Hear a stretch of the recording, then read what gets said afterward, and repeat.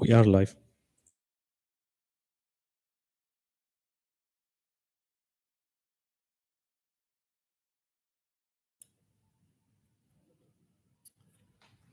Great. Thank you, ladies and gentlemen. Good afternoon, good morning, good evening, wherever you are in the world.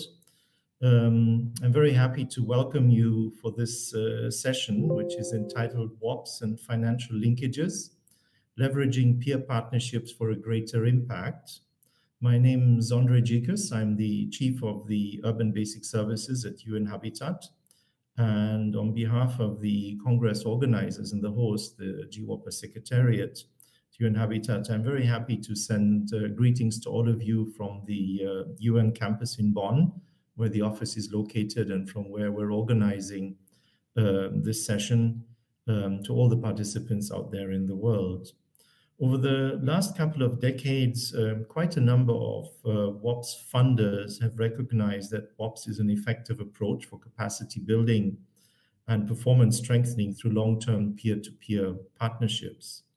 And more countries and also cities and utilities are counting on WOPs to contribute towards the realization of the international development goals, such as the SDGs and specifically SDG 6, but also on green COVID recovery, the climate goals, but also increasingly having significant long-term commitments and comprehensive sort of WOPs programs, for instance, together with the EU WOPs program and also the Waterworks program of the Netherlands, and of course other national programs on WOPs, such as those from Germany and also Finland. One of the things these programs are making use of is the fact that the impact of a WOP can be multiplied and also have a ripple effect when accompanied by necessary investments, follow-up investments and financing. And in turn, investments have a better chance to achieve their development goals if they are accompanied by WOPs as a sort of pre-feasibility and pre-investment process for those investments. So this session, we're specifically looking forward to hearing on the perspective of some of the long-time WOP supporters which have been working in this area. We have an example from Mwanza in Tanzania, Mawasa, linking a WOP to investment finance. And there's also an EIB initiative going on in this area, European Investment Bank, together with the French financing AFD, as well as also insightful panel discussions on linking WOPs with financial activities. So just to mention two technical issues, we will have a participants chat. So if you want to use that, please sign in on the right-hand side of your screen. And of course, we'll also have simultaneous interpretation into languages which are listed on the right-hand side, which is English, French, and Spanish. So you also please have the opportunity to make use of this. So with this, thank you very much, ladies and gentlemen. Thank you very much for your attention. And I hand over now to Anton Blockland to take us, navigate us through the session. Thank you very much. And I wish you a very successful session.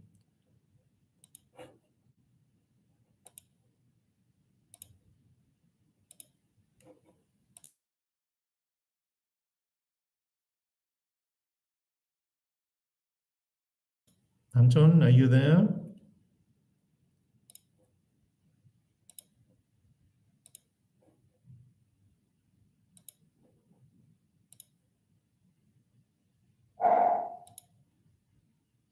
I can see that Anton is somehow always in the lobby.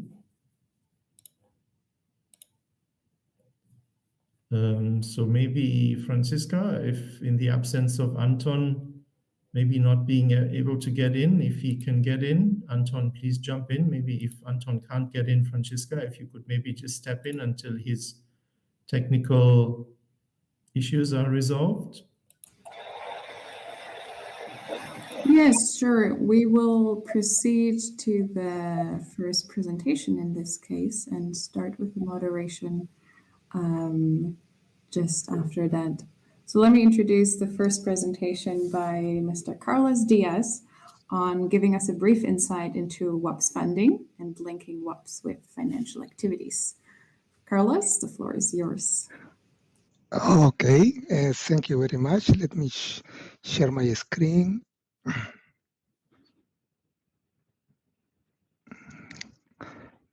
Okay, we are share. Okay, excellent.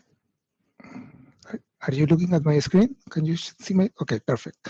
Okay, good morning. My name is Carlos Diaz. I am a consultant, and I am going to introduce the topic of today. And maybe if Anton is not back, I will be moderating the entire session. So let's see how it goes.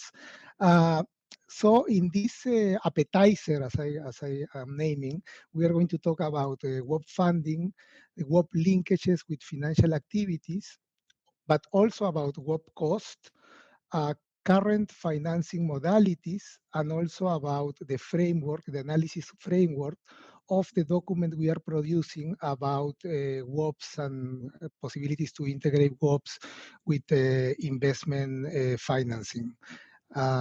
Okay, so we only have 15 minutes, so I will try to rush a bit. To start with, I will mention that the basis of our analysis is, of course, the GWOPA database, that is this open global database where partners, with what partners can report on the activities they are embarking on. I will mention that the entire database has a record almost 400 WOPs happening worldwide.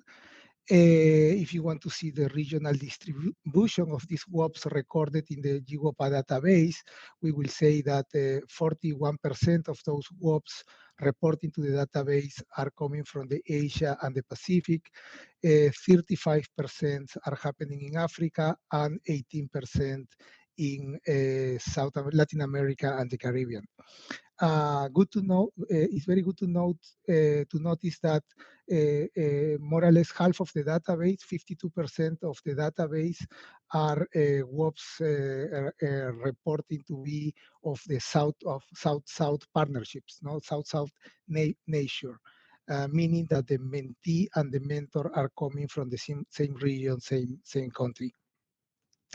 Okay, some brief insights into WOP funding, meaning the resources that we have dedicated to support the WOP's activities. First of all, if we have a look at the entire database, we will see a lot of variety in the amounts reported, and on top of that, 50% of the WOPs that are reporting data to the database are not reporting on cost, WOP cost or budgets, and so this is something we have to work on. From the WOPs that are reporting information on cost and budgets, we can see that half of them are reporting amounts of less than $100,000, and at the other side we see that 25% of the WOPs reporting costing information, they report WOPs cost of between $100,000 and $500,000, and the rest, the other 25%, more or less, are reporting WOP cost above $1 million. And of course, this is it's very the information we believe is quite accurate. So whenever they report cost, the information is accurate, but of course we can assess and we can see that the information is not complete, right? Because of course our partners that are more practitioners, they report the information they have at hand, and sometimes it's difficult to apportion or to clarify it, or to have an idea about, for instance, the extra support that the partners are providing as in kind contributions, for instance. And if we want to see cost categories and budget breakdowns, it's even more complicated, and then we have to actually zoom in and select a group of WOPs, maybe by program, and maybe some specific WOPs in some programs to try to get an idea about the breaking down of the WOP budgets and the categories. And I am not going to stop here. When we look at the picture by the average WOP cost by the duration that they report, the term, we will see that the long-term WOPs report costs above $3 million, while medium-term WOPs are reporting cost in the vicinity of $170,000, while the, let's say, short term are in the vicinity of $60,000, right? In the entire database, made of the WOPs that are reporting costing information. Okay, so you will see also the number of WOPs that we are analyzing in each of the in the analysis. When we are looking at the region, we will see, for instance, very interestingly, that the African WOPs are in general long term, and they are reporting costs or budgets of above $1 million. While the WOPs happening in Asia and the Pacific are more of medium term, and they are reporting costs between $10,000 and $25,000. And in Latin America, the average cost, WOP cost is between $25,000 and $50,000, and they are also medium term duration, right? Being medium term between 12 and 13 months, long term over 13 months, and short term below a year. As I explained, it's not really possible to have a good picture about the amount that the partners are dedicating to support these activities, but we can easily recognize the names of the funders, right? The partners that have been supporting the WOP practice, and I believe that we have to thank them for this continued support. And by looking at the logos, you can immediately recognize some well-known programs and WOP funds.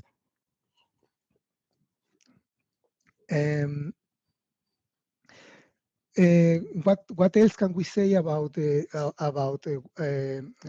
WOP characteristics is that when we are looking at the WOPs by year, we can see that WOPs are increasingly being of a longer term, and they are also getting more budgets, right? And this is a general observation that we can see from the database.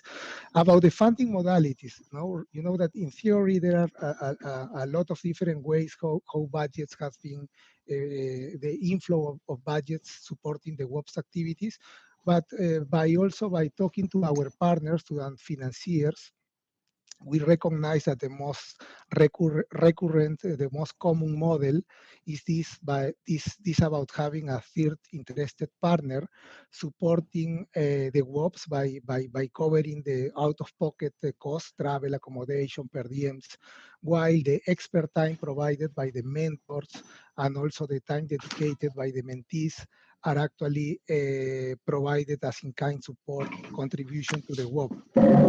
This is the most recurrent model. But then when we are looking at the current modalities, there is some noise in the background. Sorry. Okay, thank you. When we are looking about the modalities, about the current modalities, we are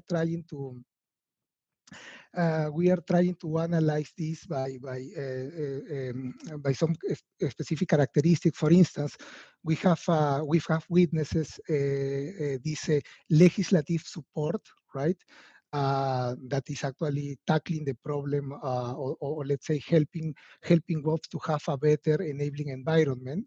For instance, what we see in the Netherlands, in France, and in Finland, when they have this legislative support, they have legislation allowing the WOP partners, meaning the mentors in this case, to directly support WOP activities, right? And so this is a really interesting development. Then we have also identified some national WOP dedicated programs, no, like Waterworks that was already mentioned from the Netherlands, and also the utility platform here in Germany. We have also identified some donor WOP supportive programs, I will say, because these are not meant for WOPs, but are more utility oriented, and of course, in their work plans, they are also making use of WOPs for capacity development.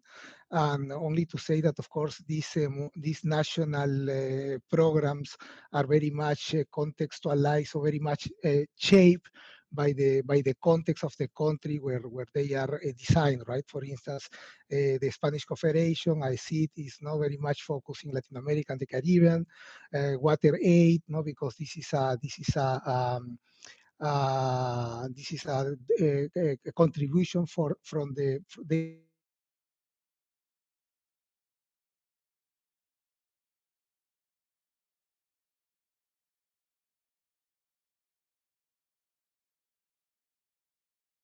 they manage contributions from the employees. We have also we have also ongoing programs, and also others that have ended already. We have a WOP dedicated TA funds, technical assistance funds, such as those established by the Asian Development Bank, that is a trust fund at that of the Inter-American Development Bank, that is a technical cooperation. And more recently, we all have witnessed the birth of the, I will say, the European WOP program, the EU WOP program, and we are going to talk a bit more about this later. My camera is on. No, okay. Okay. Let me try to.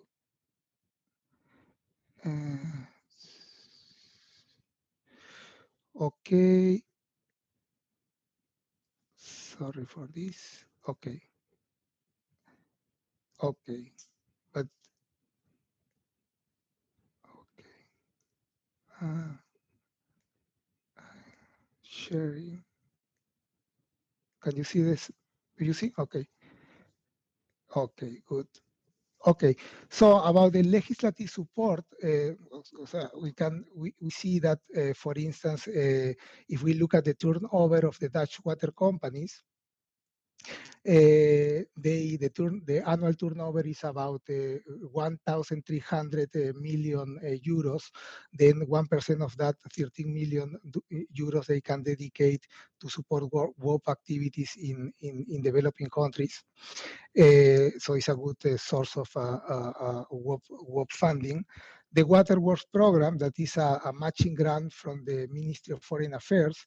The Dutch water sector, with the 1% of the Dutch turnover, plus some funds from the Water for Life Foundation, they are leveraging 24 million euros. And on top of that, the Ministry of Foreign Affairs of the Netherlands have a matching grant of 30 million euros. And also, this is also a very interesting program. Also because this is a more programmatic approach and long term. And the EU WOP program, now that this is a very interesting development when you see, by looking at the criteria, how the WOP practice want to introduce, or they want to push for, to see some WOP characteristics in the future WOPs, right? Like, for instance, the counterpart support from the WOP, for the WOP activities that have been selected. 41% is of the budgets are counterpart support, and then out of the proposals that have been selected, 77% of those proposals identify links to investments. So this is a very interesting way to introduce the features, the characteristics that you want to see. And about the linking with financial activities, of course, we don't have conclusions, and we don't want to we don't want to condition the excellent exchange of ideas that we are going to have after this presentation.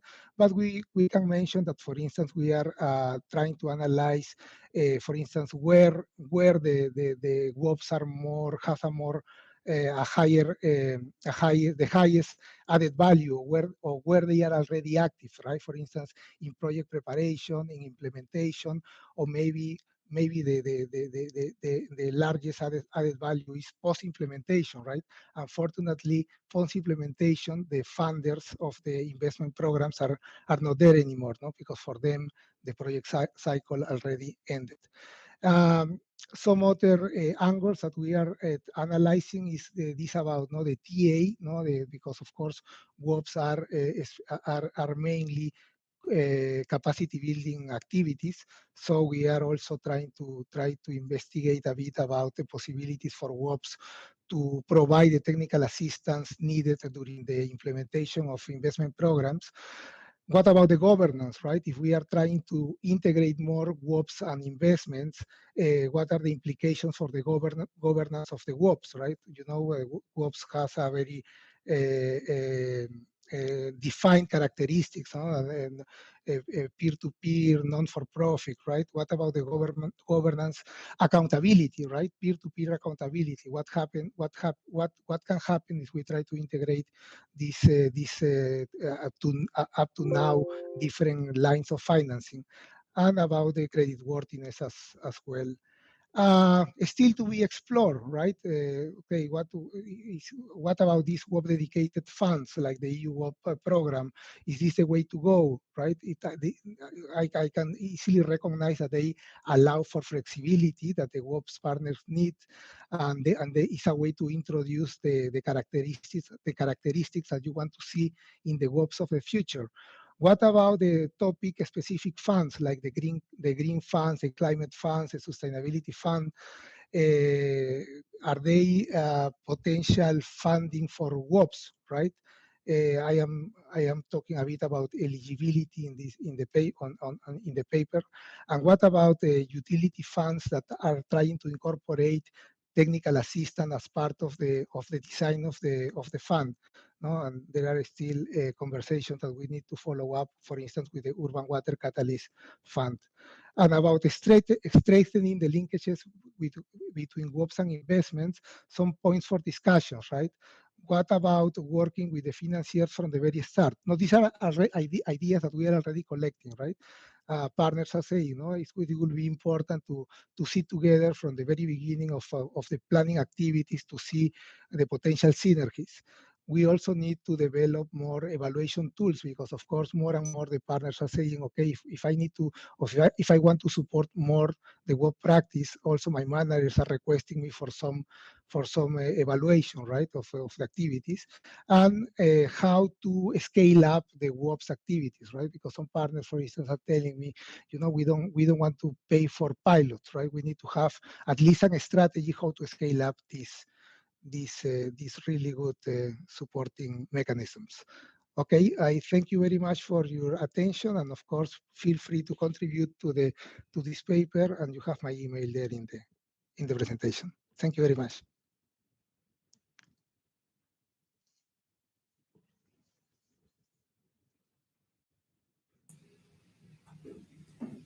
Thank you very much, Carlos, for this really well setting the scene. Now, question is the connection good from our moderator, Anton? Anton, are you here? Can you pick up the moderation? Otherwise, we'll shift to plan B, and Carlos will continue walking us through this topic. Anton? That does not seem the case. No luck with the internet connection today, but that's fine. Carlos, would you be ready to take up the job?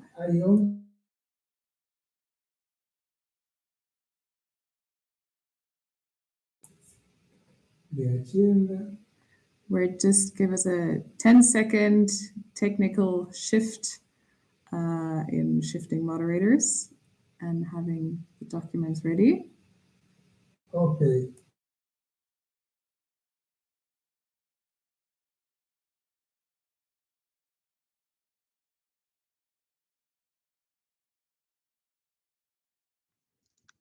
Okay, so I hope you can hear me now and you can also see. Okay, excellent. Thank you very much. So we are going to have this the first part of this discussion. It's going to be about the perspectives of WOPs contributing to development goals. It will be a 30-minute discussion. So I am going to invite the panelist, Yasmina Ferrer from the Spanish Cooperation, Christopher Wenzel from the BMZ, from the German Ministry of International Cooperation, Corinne Catalaf from the Inter-American Development Bank. We are going to be broadcasting a video recorded by her, and also Daniel Pedi from the Bill and Melinda Gates Foundation. As you will know and you will recognize, all of these these are representative of several programs supportive of WOPs. So the guiding question for this panel is how does your organization see WOPs contributing to their development goals, and how do you achieve this? So maybe we start with the recording with the video that our partners have recorded. Francis, yes.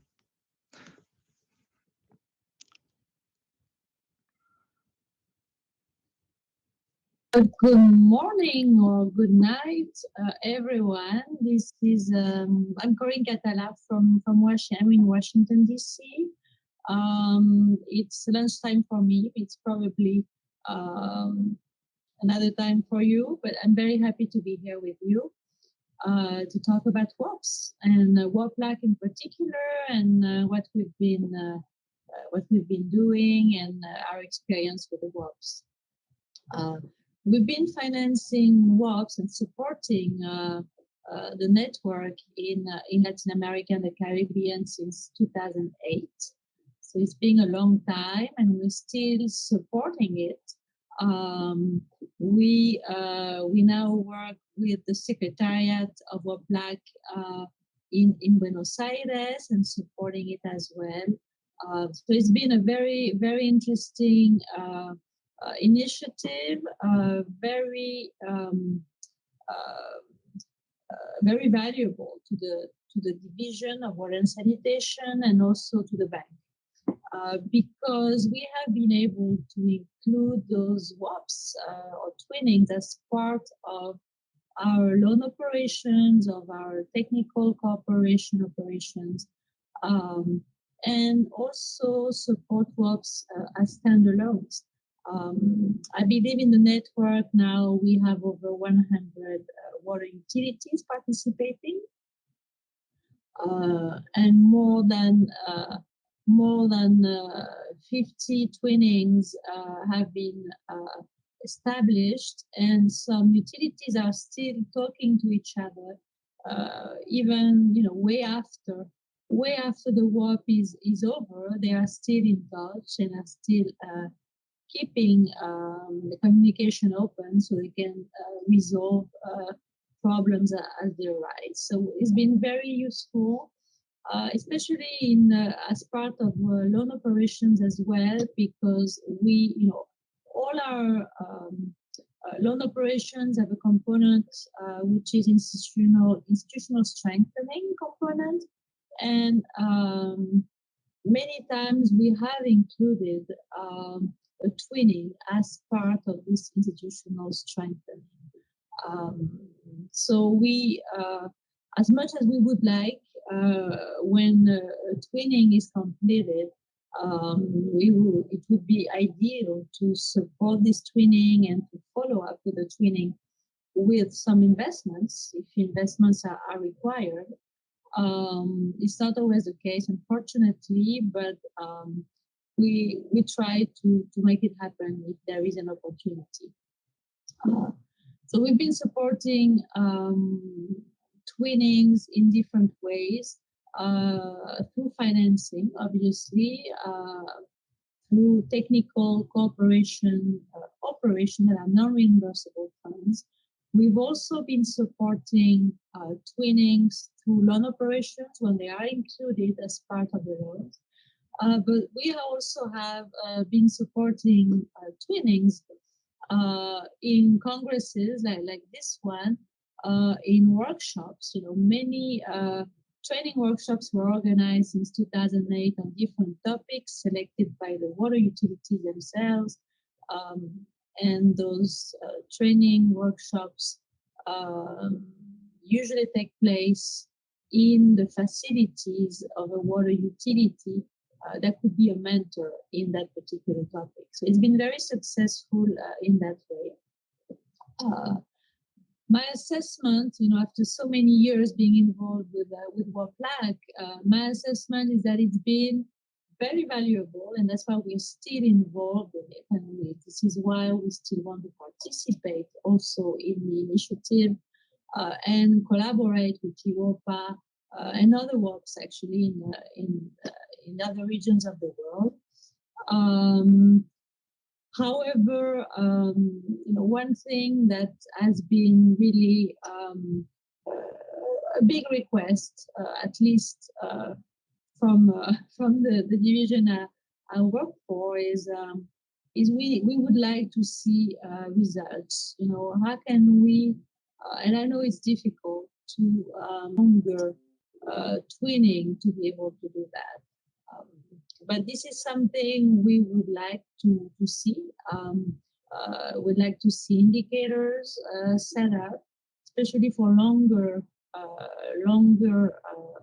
twinnings, and see what the situation was at the beginning, but then what happened maybe 2-3 years down the road to those indicators, and see if really the utility has improved in that particular area, knowing that it is difficult to attribute the improvement sometimes to a twinning in particular. It could be attributed to other things, and I realize this is a difficult thing to do. But as much as we can, we should also require the utilities to commit to the WOP and to provide that data. After so much time, and it could be 1 year, 2 years, 3 years. But this is what I think. This is what is missing, actually, from the donors' point of view.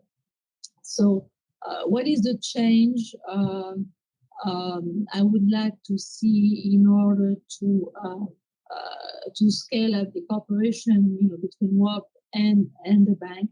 I think this is the main change we would like to see, really. We've been financing WOPs for many years now. Some twinnings have been very successful. We know some improvements were made. They were documented. The information was even published in certain cases, but this is not systematic. And maybe we could standardize, what we ask from the utilities in terms of indicators. It doesn't have to be 15 or 20 indicators. It could be less than 10, but at least we would be able to measure better what has been achieved, and if really there was an improvement. Besides that, we look forward to more twinnings and working with the utilities and the WOPLAC Secretariat and NGOPA. Thank you very much. Yes, thank you very much for that very interesting presentation of Corinne. One of the IDB has been supporting, the Inter-American Development Bank has been supporting for a very long time already the WOP practice. So as we are happy to see they still engage with these activities. So I would like to give the floor to Christopher Wenzel. He is the Deputy Head of Division water, sanitation, and hygiene from the Federal Ministry for Economic Cooperation and Development, BMZ from Germany. Mr. Wenzel, the same guiding question. How does your organization see WOPs contributing to their development goals, and how do you achieve this? The floor is yours. Well, thank you very much, Carlos, and a warm good morning here from Bonn. I'm really pleased to welcome you on behalf of the Federal Ministry for Economic Cooperation and Development, or BMZ as we shorten it. It's much more common here. It's a real pleasure to have you here, and allow me also to congratulate our GWOPA colleagues and the whole staff for organizing the first Congress after the Secretariat moved to the wonderful city of Bonn. And it's a pity. We really would have loved to welcome all of you here, mingling at the conference center right at the gate of our ministry. Unfortunately, the situation does not allow for that, and we're hoping for the next Congress to take place here in the beautiful city of Bonn. Carlos, you all obviously sneaked into my preparatory notes. I now need to improvise a bit, not to repeat what you have already said. And I guess Monday's high-level opening event already set the scene, given the challenges we are facing. And we all know that despite all our joint efforts, billions of people are still lacking access to safe sanitation and water. And of course, speaking for BMZ and for Germany, we are the third largest bilateral donor in the water sector. And as such, of course, we provide for a wide range of approaches to support the water sector with our partner countries and all around the globe. But I think I can confirm, and don't get me wrong saying that, BMZ itself has never and will never deliver a single drop of water to anybody. And so it all cascades down to those who are in the front line. And this is water and sanitation utilities. And I think this is an important message that is also translated or transmitted through WOPs.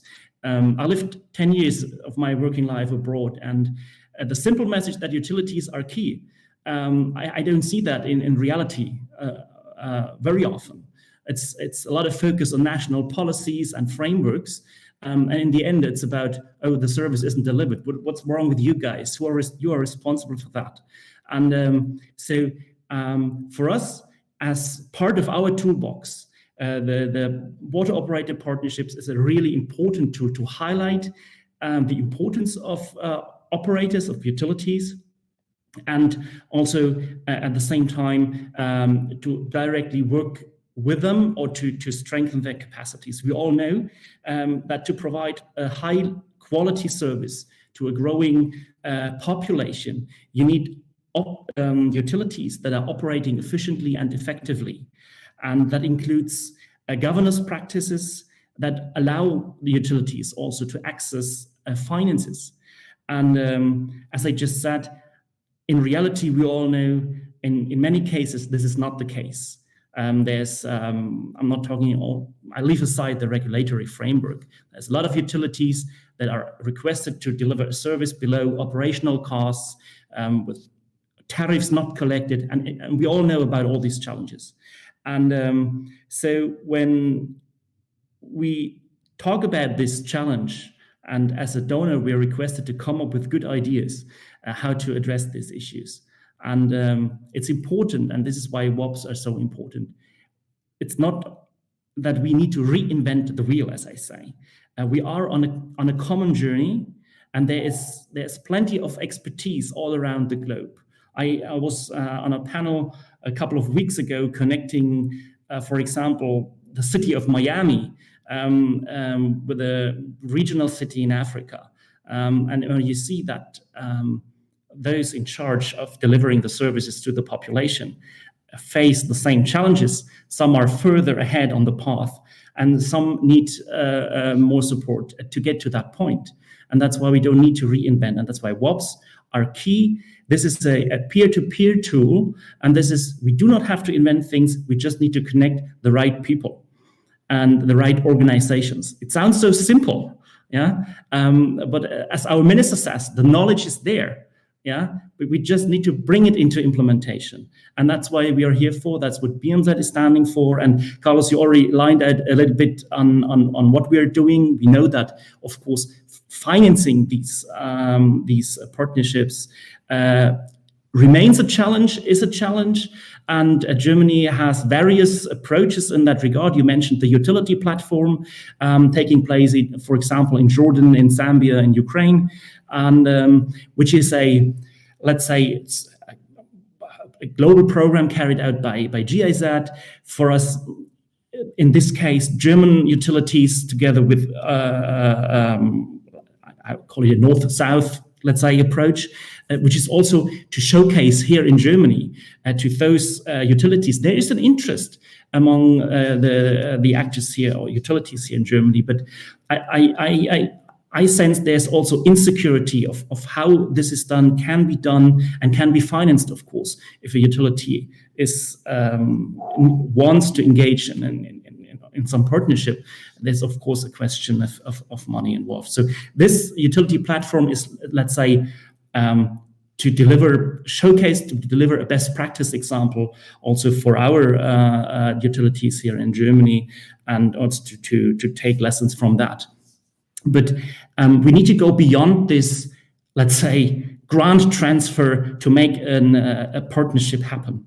And that's why I will not elaborate on that. I know I see Mr. Dux here from KfW.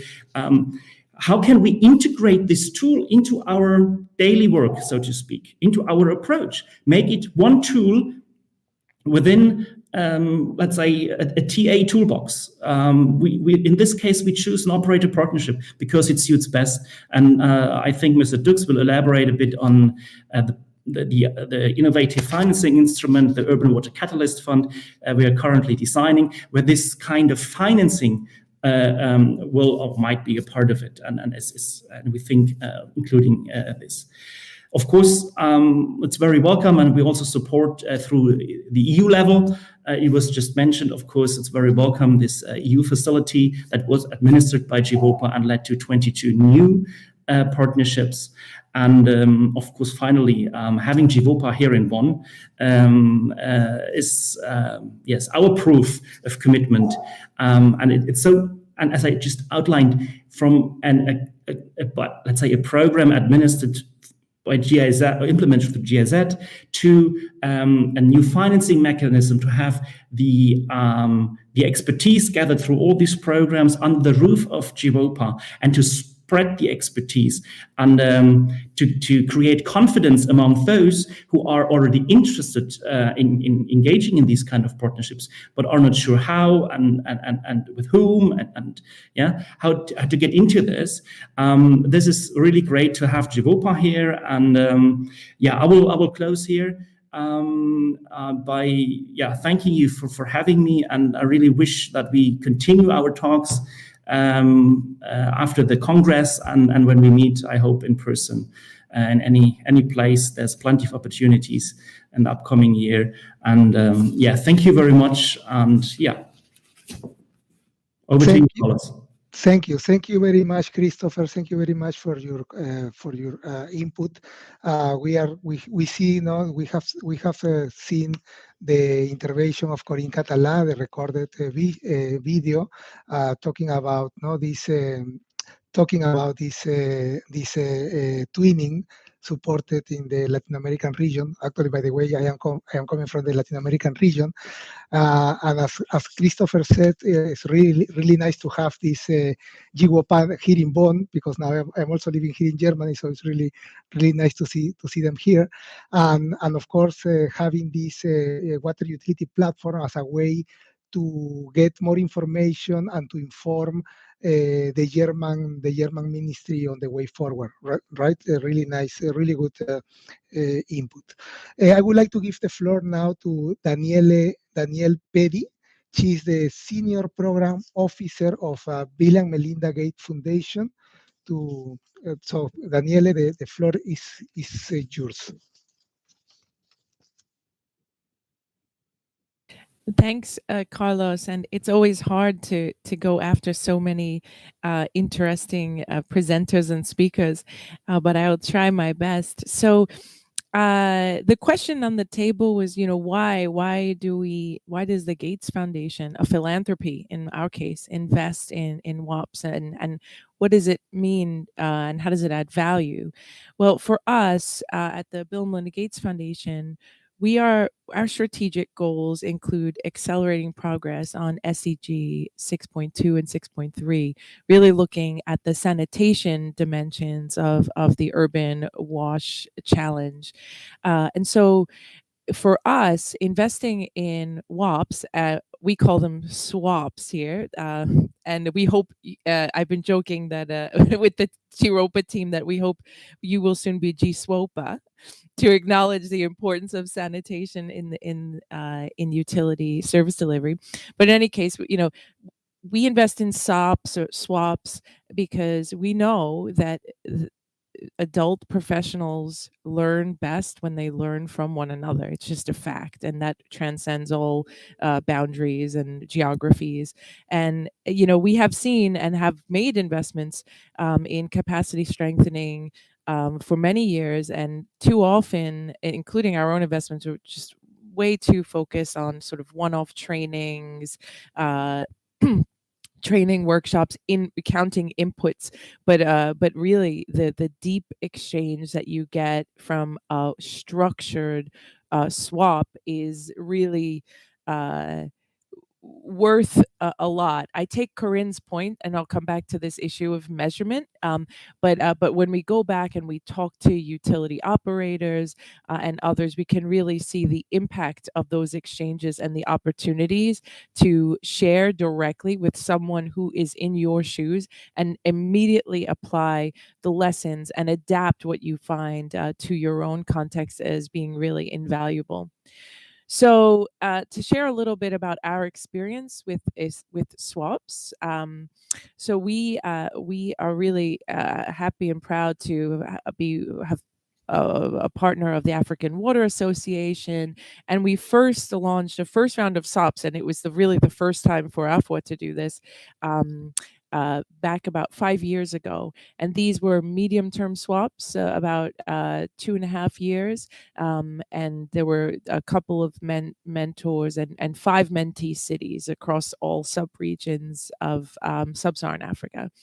And we really we learned a lot, and the experience of RASOP, and I'll talk a little bit about the lessons in a moment, really encouraged us to again invest in a new round, a more ambitious round of swaps for the region, which will now include 10 partnerships, and we're really excited now to be also partnering with UN Habitat and GWOPA directly to expand the sanitation components of swaps globally. So we're really excited here in Seattle to be supporting these types of partnerships, because the issue of sanitation has long been neglected in terms of utility service provision, and putting it firmly on the agenda, and using this peer-to-peer exchange modality,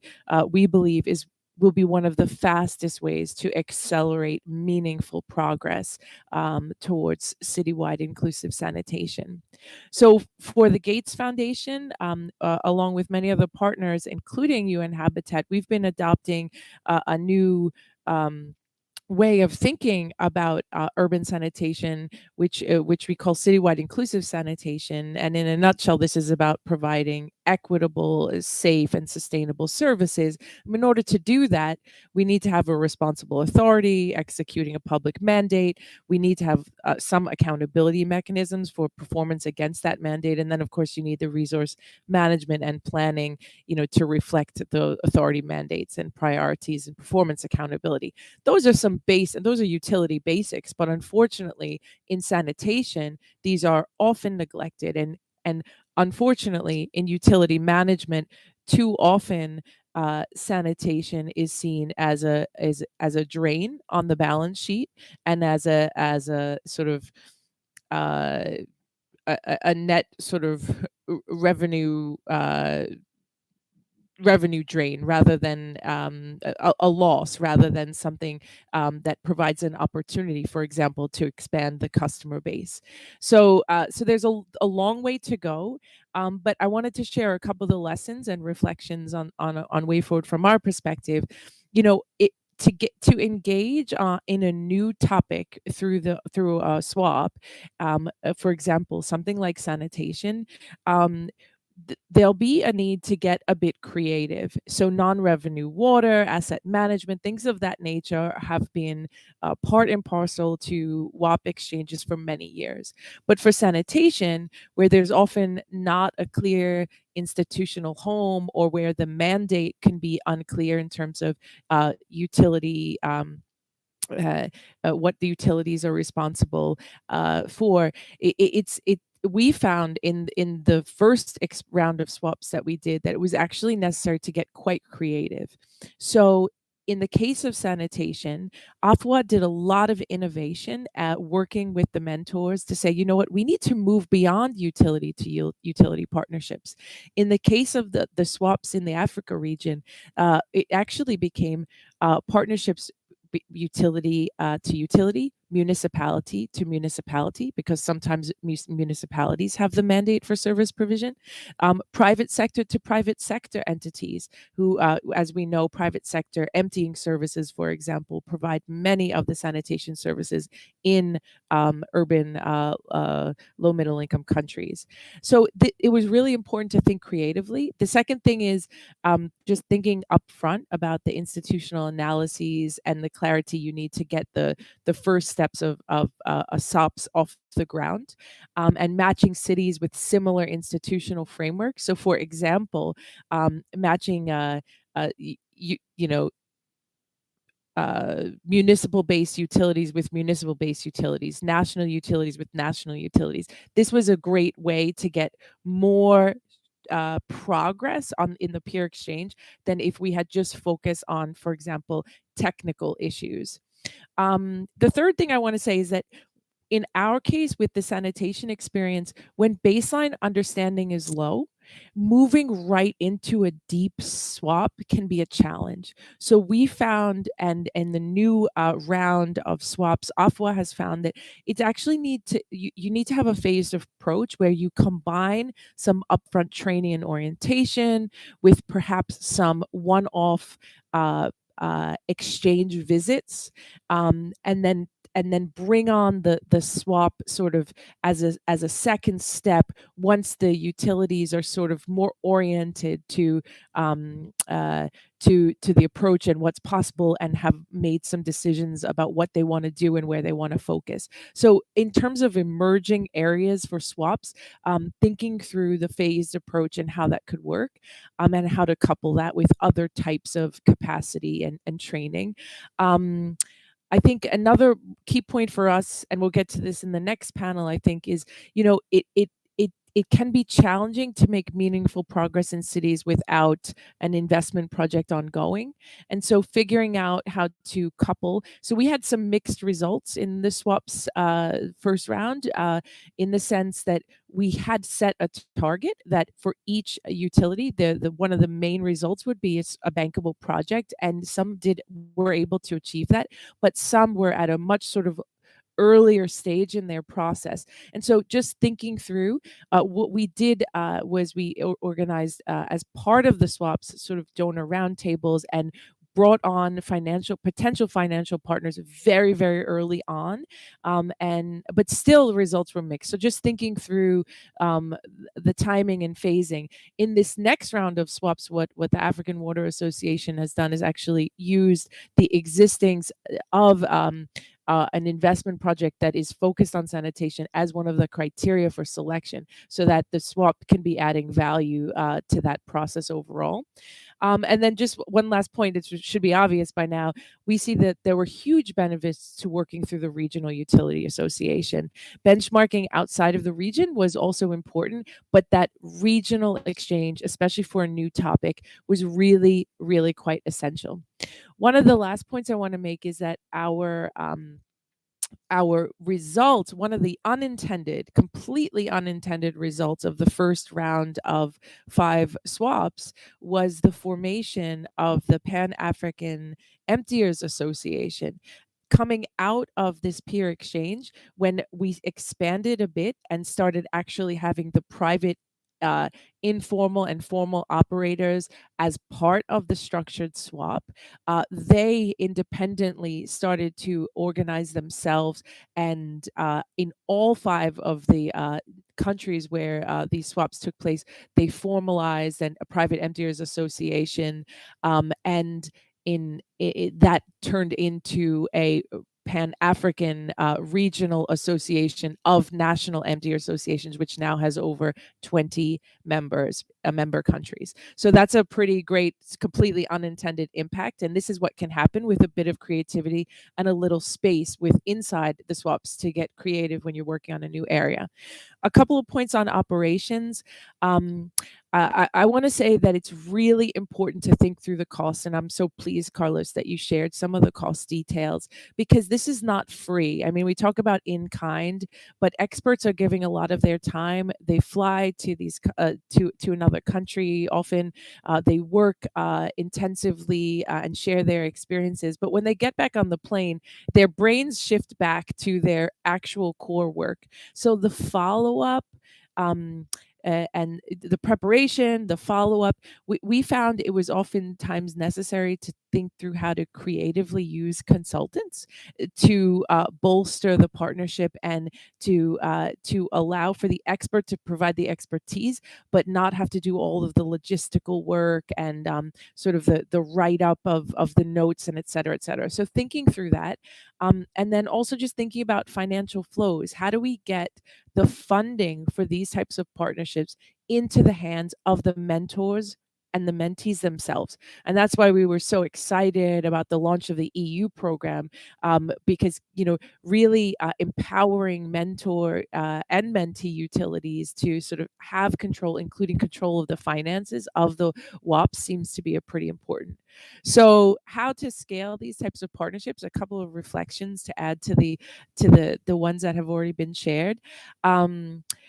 We of course think that scaling swaps will include really thinking about how sanitation could be part and parcel and core to water operator partnerships, not a side issue, but actually core to the work, and thinking through creatively how to encourage the right structuring of sanitation components of a swap partnership.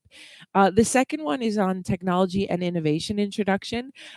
As many of you know, the Gates Foundation does work a lot on next stage technologies for sanitation. So thinking through how swaps can be utilized for earlier upstream demonstrations and trials of new technologies. How can swaps be used to buy down risk for introducing breakthrough technologies, in this case in sanitation, but also in water? How do we push the boundaries a bit and use risk, use our capital to sort of buy down risk through these partnerships? The third point, I think, in terms of how do we get a bit creative, is to really start to think about how we break out of the development project cycle. I think other panelists alluded to this, but as long as we're trapped inside this development project cycle, we sort of limit the boundaries of a swap. So how do we start to decouple these arrangements?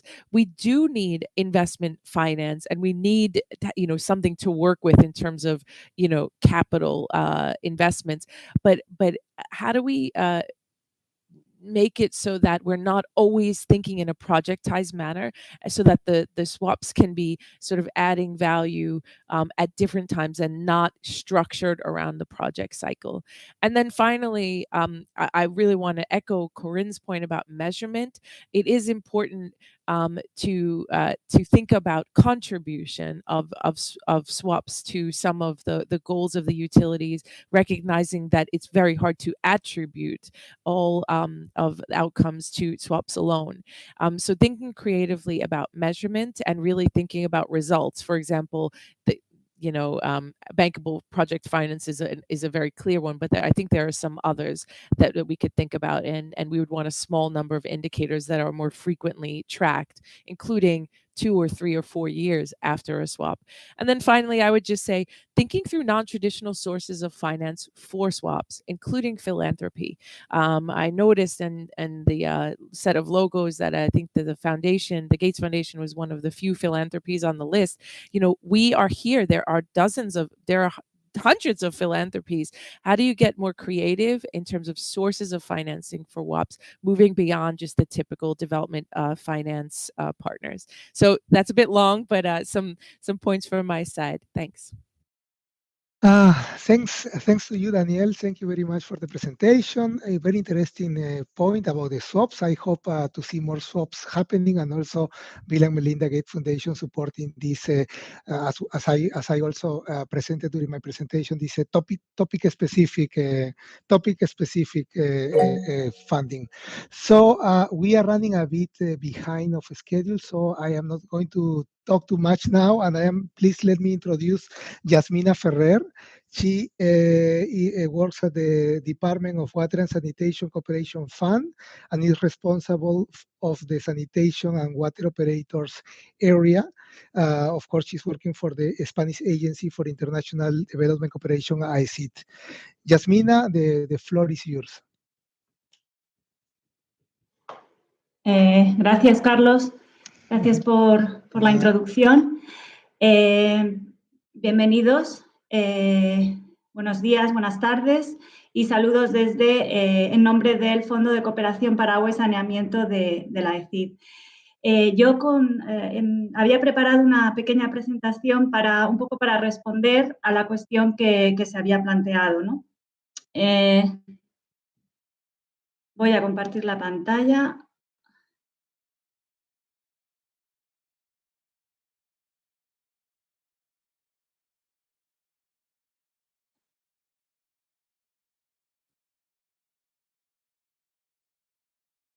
Se ve bien, ¿no? Yes, we see it. Thank you. Now it's good. Yes. Perfecto. Sí, quería poner un poquito de contexto, ¿no? De cómo trabajamos en el Fondo de Cooperación para Agua y Saneamiento y un poco para mostrar el encaje que este tipo de actividad de colaboración con operadores y hermanamientos encaja dentro de nuestra actividad, ¿no? Y por qué es importante para nosotros. El Fondo de Cooperación para Agua y Saneamiento es un instrumento financiero de la cooperación española que se creó en el año 2009 específicamente para promover el acceso a los servicios de agua y saneamiento en la región de Latinoamérica y el Caribe. Desde entonces viene trabajando en 18 países, se han creado 81 programas focalizados sobre todo en zonas rurales y periurbanas, que es donde se encuentran los niveles más bajos de cobertura. Y, bueno, pues con 800 millones de euros de donación del Fondo de Cooperación, pues se ha conseguido conformar una cartera global de 1.597 millones de euros. Bueno, aquí podéis ver los objetivos estratégicos del fondo. El principal es contribuir a la realización de los derechos humanos para el agua y el saneamiento. Sí que quería señalar que para el Fondo de Cooperación para Agua y Saneamiento de la ECID, siempre desde el principio ha tenido mucha importancia la cooperación técnica, entendida como el conjunto de actividades dirigidas a esa transferencia de conocimiento a través de actividades de formación, asistencia técnica, investigación y cualquier tipo de actividad de soporte técnico que pueda contribuir al fortalecimiento de las capacidades individuales y organizativas, ¿no? En este sentido, para el Fondo de Cooperación de Agua y Saneamiento siempre ha sido muy importante la colaboración institucional, ¿no? Como una forma de, digamos, llevar a cabo esa cooperación técnica en la región, ¿no? Y en este sentido, pues, se ha promovido una colaboración con multitud de instituciones, entidades, organizaciones que trabajan en el sector y que tienen amplia experiencia, ¿no? Desde organismos de la administración como el Ministerio de Medio Ambiente hasta instituciones, organismos especializados en la materia.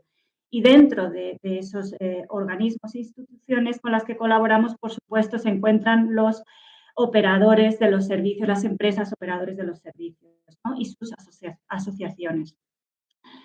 Esta colaboración a veces se produce de manera puntual en el marco de nuestros programas y otras veces es una colaboración más intensa y continua en el tiempo, en cuyo caso es necesario o tratamos de promover la firma de convenios de colaboración, encargos, alianzas, ¿no? Como una forma de formalizar dicho trabajo conjunto, ¿no? Si nos centramos en lo que es el... Ay, perdón. No se ve muy bien, ¿verdad? La diapositiva.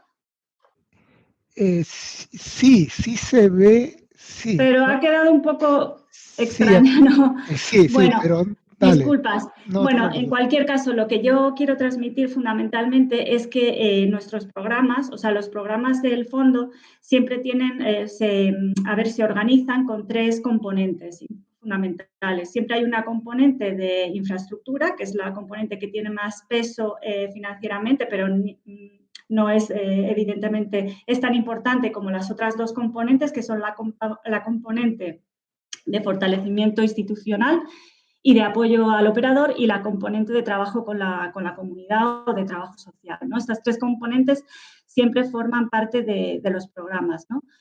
Entonces, ¿cómo nosotros, en el marco de las actividades que llevamos a cabo en el fondo, colaboramos con las empresas operadores de los servicios? Hay básicamente tres vías de trabajo. A través de lo que es el Consejo Asesor. El Consejo Asesor es un órgano que forma parte de los órganos de funcionamiento del fondo, a través del cual se pasan todas las propuestas, todos los nuevos programas y son aprobados por esos órganos, ¿no? En estos órganos, en el Consejo Asesor, están representados distintos expertos, ¿no? De distintas entidades con experiencia en el sector, y ahí están representados, por ejemplo, las asociaciones españolas de operadores, ¿no? Que hay 2 grandes asociaciones, AEAS y AEOPAS, y se alternan en ese Consejo Asesor. Luego tenemos otra vía de colaboración con los operadores, es a través de los cursos. Bueno, a lo largo de la vida del fondo pues se han organizado multitud de cursos y actividades de formación específicas sobre gestión, operación y mantenimiento de los servicios, ¿no? De agua y saneamiento, y en esos cursos, en esas formaciones participan también expertos o técnicos procedentes de estas empresas operadoras del servicio.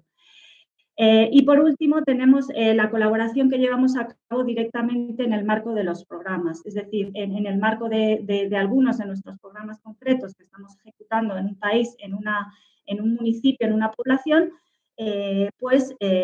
digamos, tratamos de incorporar ahí a un operador, normalmente un operador español con experiencia, digamos, en la materia, con amplia experiencia, que pueda de alguna manera contribuir a mejorar la actividad de fortalecimiento institucional que llevamos a cabo en el programa, ¿no?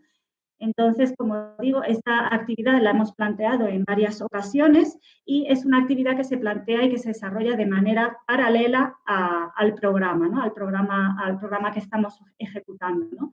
Entonces, el fin de esta colaboración es poner en contacto a los 2 operadores y de esta forma, a través de actividades de asistencia técnica, cursos, talleres de intercambio, etcétera, digamos, promover una transferencia de conocimiento y de esa manera contribuir a mejorar, digamos, el objetivo del programa, ¿no? Entonces, es normalmente una actividad, como digo, que se desarrolla de forma paralela a nuestro programa y de esa manera contribuimos o tratamos de mejorar el programa, ¿no? Respecto a los costes asociados a este tipo de actividad, normalmente la ECID se hace cargo de los costes asociados a los viajes, ¿no? Porque siempre se promueve la realización de viajes de intercambio y, digamos, el operador o la empresa operadora aporta a través de el tiempo y la dedicación de los técnicos en especie, ¿no? En su forma de aportar al programa en especie, ¿no?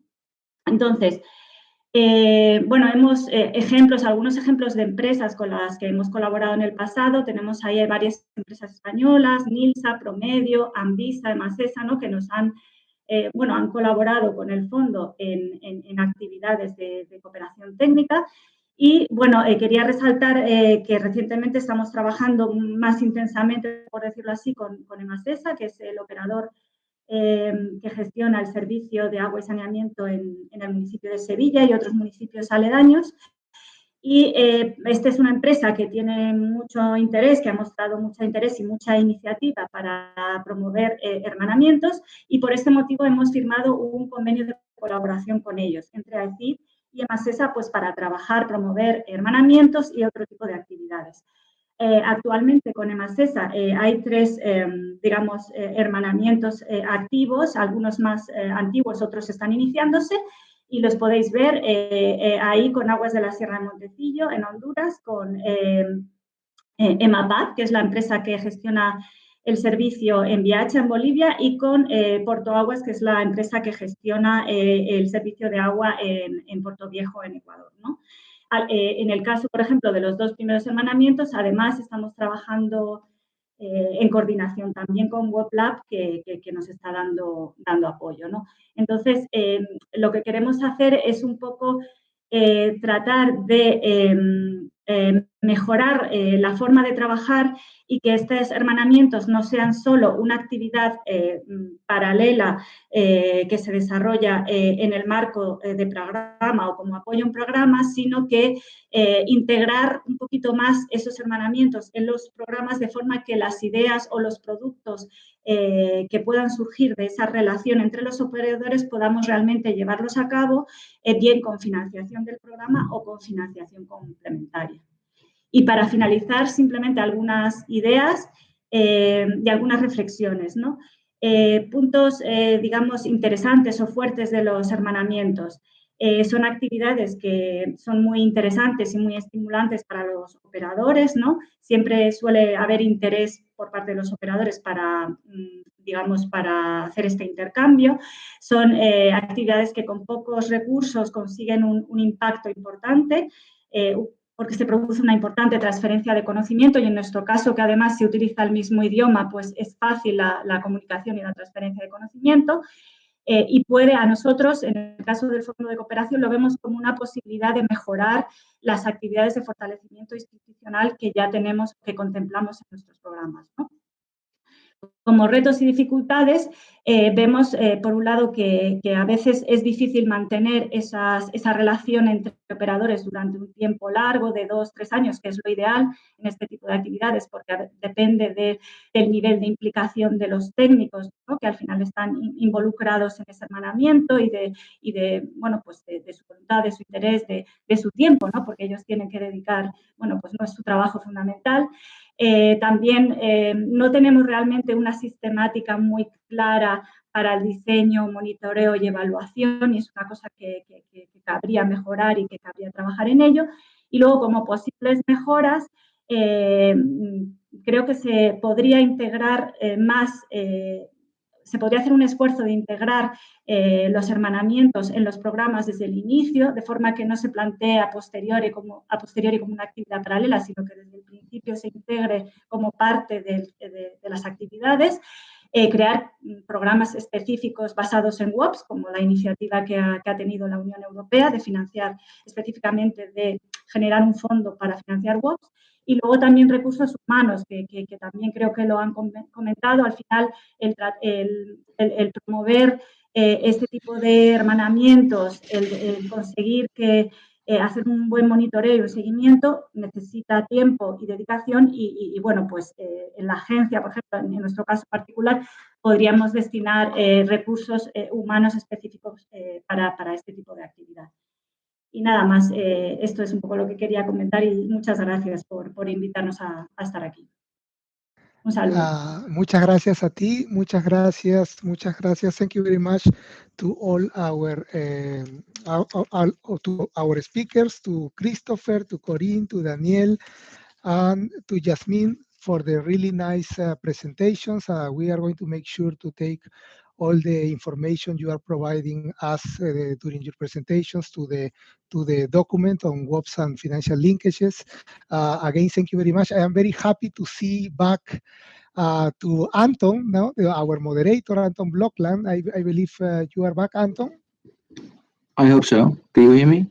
Yes, you are back. So I am very relieved to see you, and and please, now you are going to Yes. moderate what the rest of the session. Thank you very much. Thank you very much. You're welcome.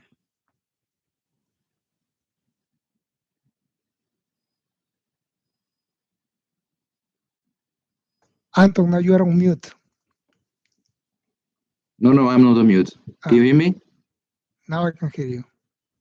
Okay. Thank you very much, Carlos. I'm sorry that I had to leave the meeting because of internet connection problems. I found a new spot. I hope it works. And thank you, Carlos, for helping us out here.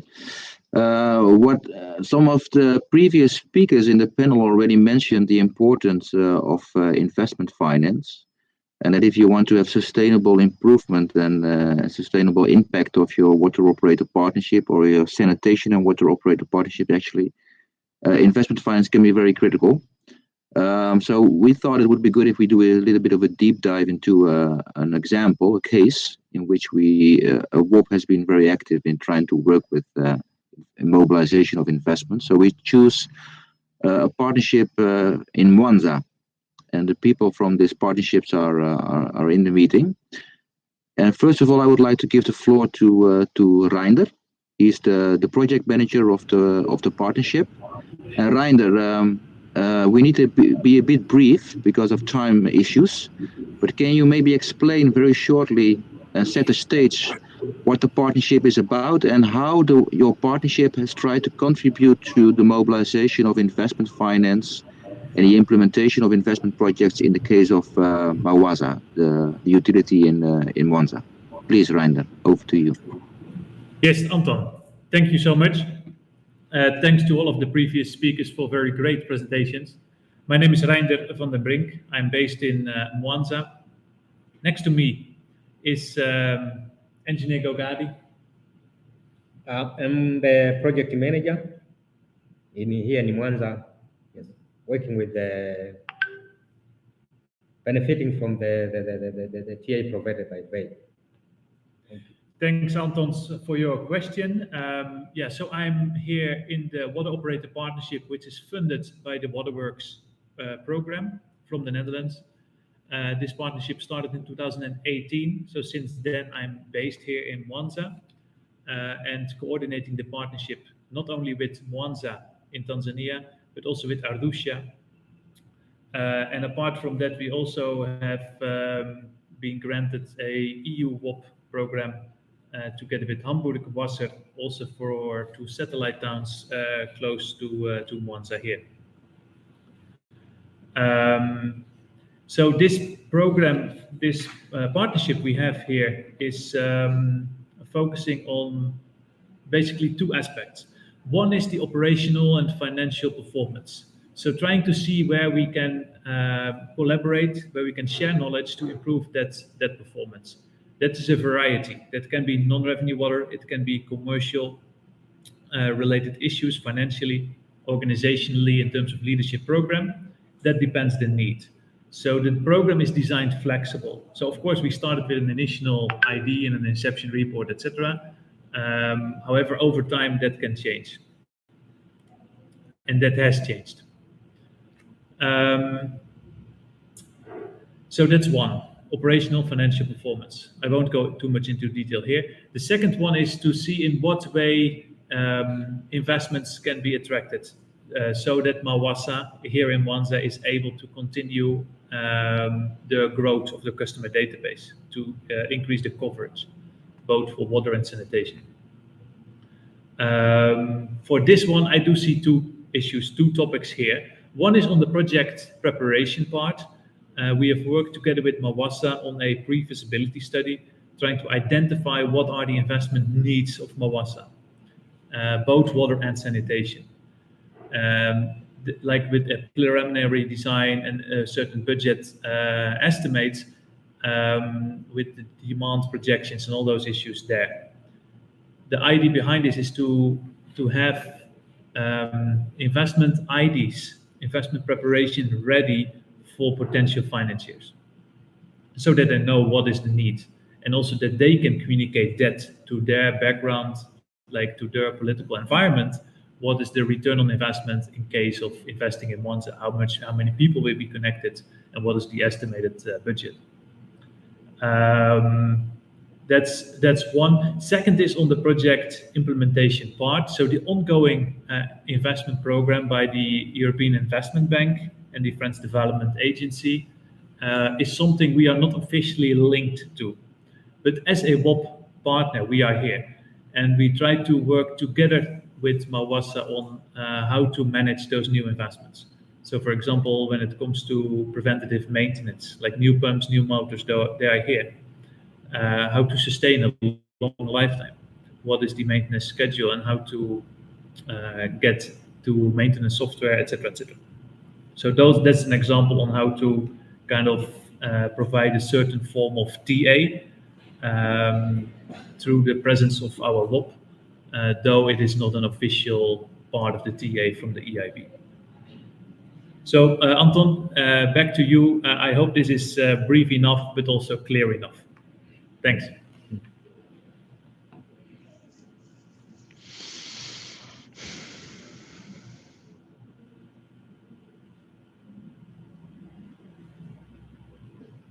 Yes, thank you very much. Very good. Very good. Very concrete and practical.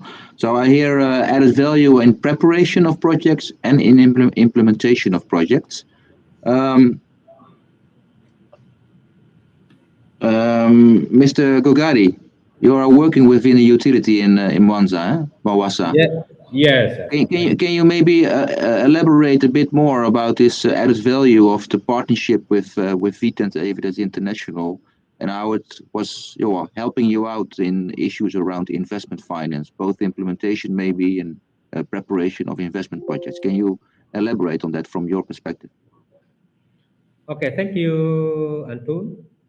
Yeah, it is really a great opportunity for us as Mawassa to work with the VA. And we are hoping, again, that if we continue with this, we'll get another funding, will improve a lot. The first thing which they have been done, they piloted a very small area focusing on non-revenue water. They replaced some, as Mwanza we call it a rock city. So it is difficult even to go deep to lay our distribution pipe. But they have tried to pilot to some area to replace all the spaghetti distribution network for the customers.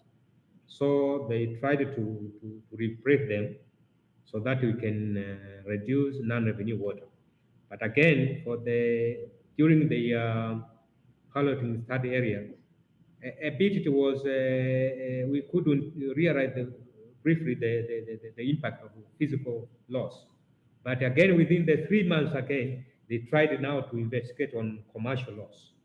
So that one, it has improved it tremendously for us as Mawassa. For instance, now, for the 3 months, for the 3 consecutive months, now the non-revenue water is dropping to that pilot area. So now it goes up to 18% of non-revenue water to that pilot area. So now we are hoping that if now we get another financing, now we will scale up now this intervention. The second also impact which have been shown to Mawassa is regarding the monitoring. Operational monitoring. For instance, now they have installed a software, a computer-based or web-based software to monitor the non-revenue water, the leakages, to report the leakages. So I can see now on my computer on a screen here in my office, and then to see where it is now reported a leakage, and how long it will take to be attended. So that one, it is a great impact for us as Mawassa regarding the monitoring of operations as well. Another impact also, as Rainda mentioned, they already did some feasibility study, which is we try to discuss with them and see what our priority, and if in case he can secure any funds, we can implement that our priority area in the feasibility study report, which already done. Another also impact has been shown also on the training. They have been now training regarding the leadership for the Mawasa management, also to the plumbers. And another issue also, they are conducting also study tour. So study tour also, it is part of the training and the leadership, training TA to our staff. They are doing that within the Tanzania, and also they have been taken also to the Netherlands to study and to see how our fellows are doing regarding this operation and maintenance of the water utilities. So it is great for us. It's been great for us. But again, because this is now under this way, it is just a scale up for them. But previously also, it was Dunea from Dutch as well. They constructed also a meter workshop for us. It is a very nice workshop for us. Now, for instance, now we want to replace our meter. We normally take it to the workshop, to the meter workshop, then calibrate it, then replace it again. Even during this very intervention, they also brought some water meters. We are calibrating them and they install them. So that is a very brief, and I think it is very clear also for the intervention which we have been receiving from Bay. Thank you so much, Anton.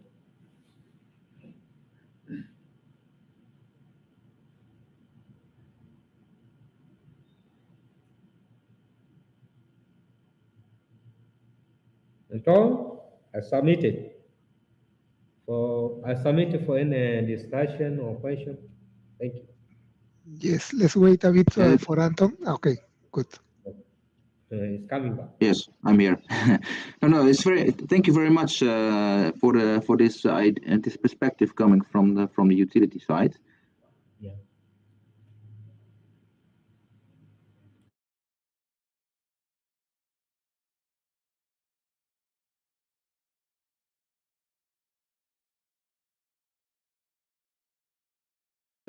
Be very concrete in how did the EIB work with the partnership, and how did you work with what was the added value of the partnerships in the implementation of your ongoing investment project in Mwanza?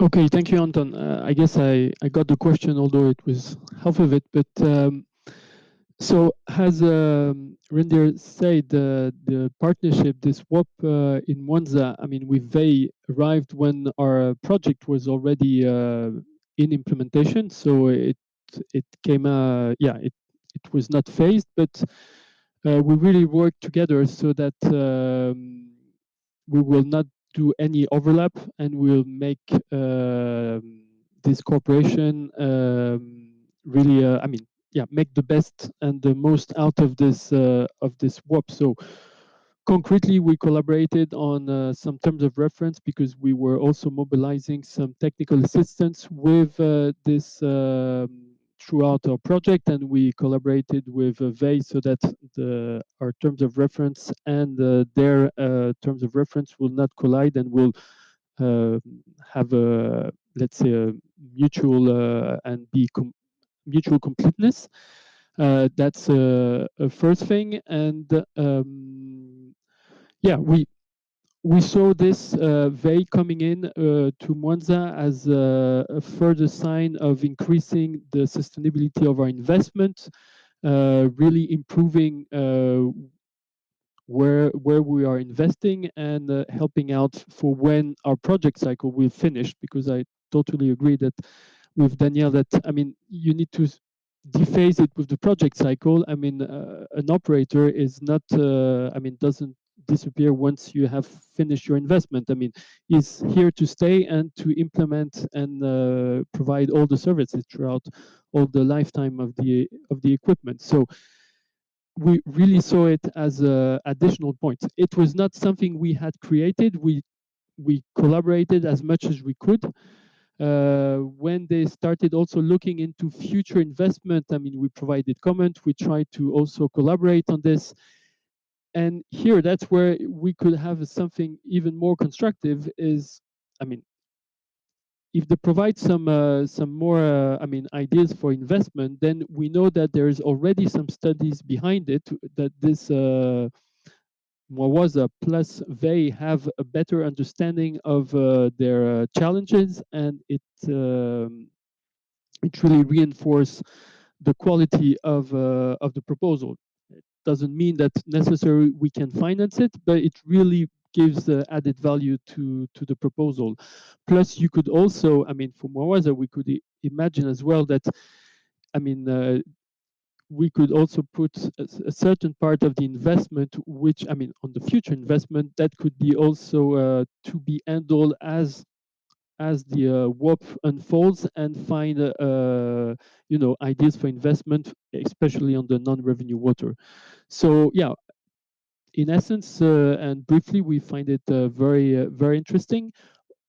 Although we were not able to finance it as such, it was more an opportunity that arose, but we tried to make the most out of it. And if there were other WOP coming in, then we will be also, we see it very positively, as my colleague Thomas will explain in the next panel session. Thank you. Thank you very much, Emmanuel. Can I ask you a question?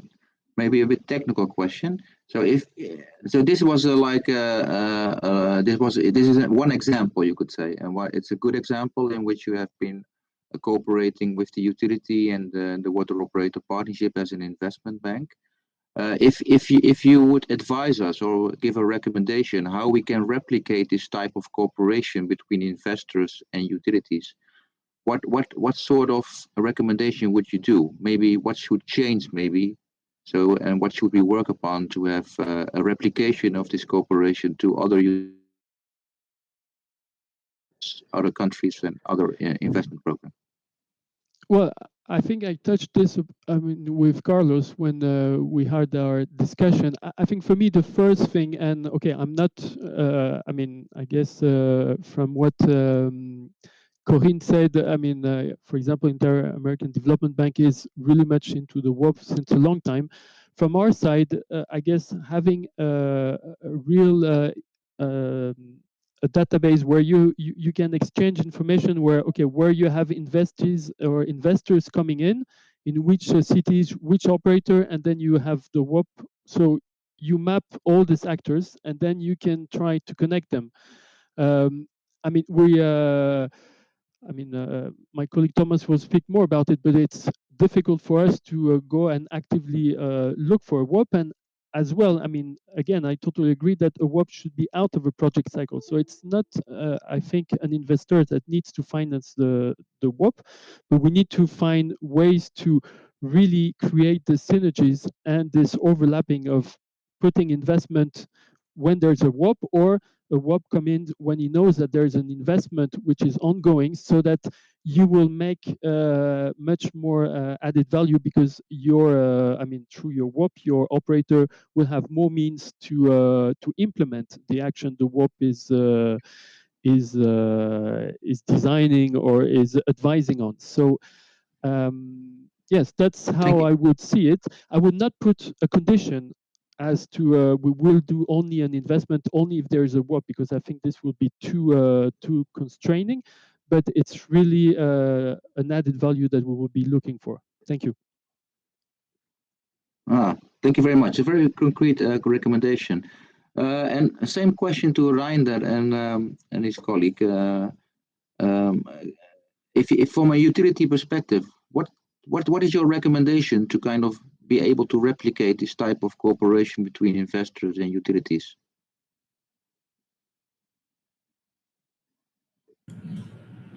Oh, thank you, Atun. I think for us, as I said before, they did just a pilot. So for us now to realize the great impact, we still need them to replicate now to the other areas, because they did some piloting, and then now we are seeing now the impact of their project, of their some smart investment, Also, so we still highly recommend them to be. And again, they are still here, they already mobilized. But if we let them to demobilize, it will be also very difficult for them maybe to mobilize again, because they are still here in Mwanza. If they can get now the continuation, it will be a good opportunity for us as Mwasa. Thank you. And Anton, in addition, I think to evaluate the value of a consultant and the value of a water operator. I think they are different and they are complementary, and to look into what is the strength of each of them and how to utilize each of them in the investment programs. I think specific engineering tasks are very much within a consultant detail design aspect, for example. I believe when it comes more to the operation and to, let's say, change within a utility, I believe that a water operator partnership can do better, either north-south, but I'm also a strong believer of south-south partnerships, as then the cultural cultural differences are much less. The language can be probably even the same, and what is workable in the near environment can work as well. It can be more convincing, and I think when it comes to those aspects within an organization which relate to change in the operations, I believe a WOP can have a great added value. And so to see in what way investment programs can be designed in such a way that there is a clear distinction between the strength of consultant and water operator is I think, a fruitful discussion. Thank you very much. Thank you very much.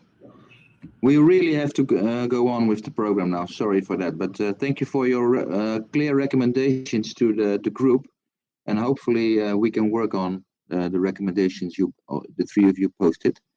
Let's now go to the panel discussion. I would like to open the panel discussion by asking Natalia Gulton. I hope I pronounced the name correctly. She's from the Spanish Development Cooperation Ministry. Can you, from your program, and you're also part of the just presented fund, the investment fund from your colleague, can you give an example of how your program has been able to align investment programs and the work of a water operator partnership, and elaborate?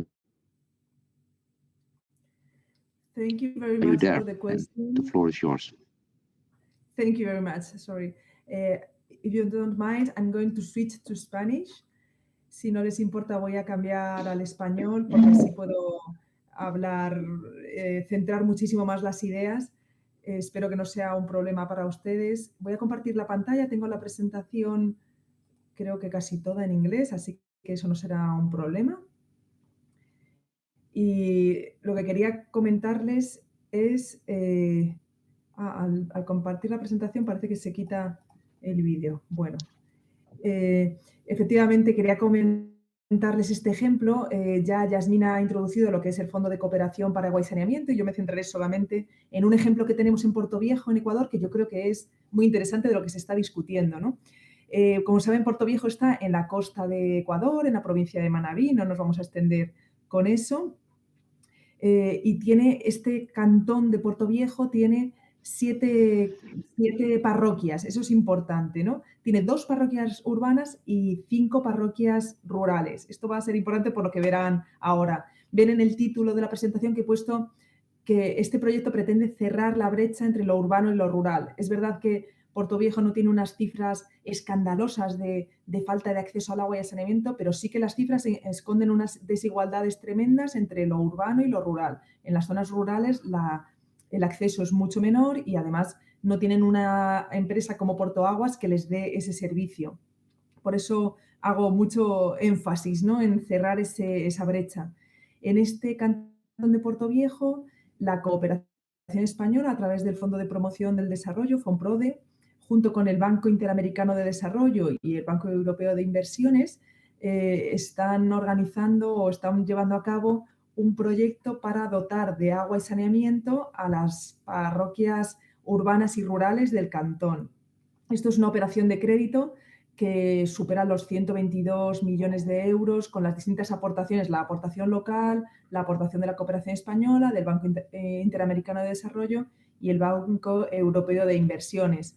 Más o menos este sería, ¿no?, el esquema. Es una tubería central que va llevando el agua a través de un valle y de ese valle, pues bueno, salen distintas conducciones que llevan el agua a cada una de las zonas.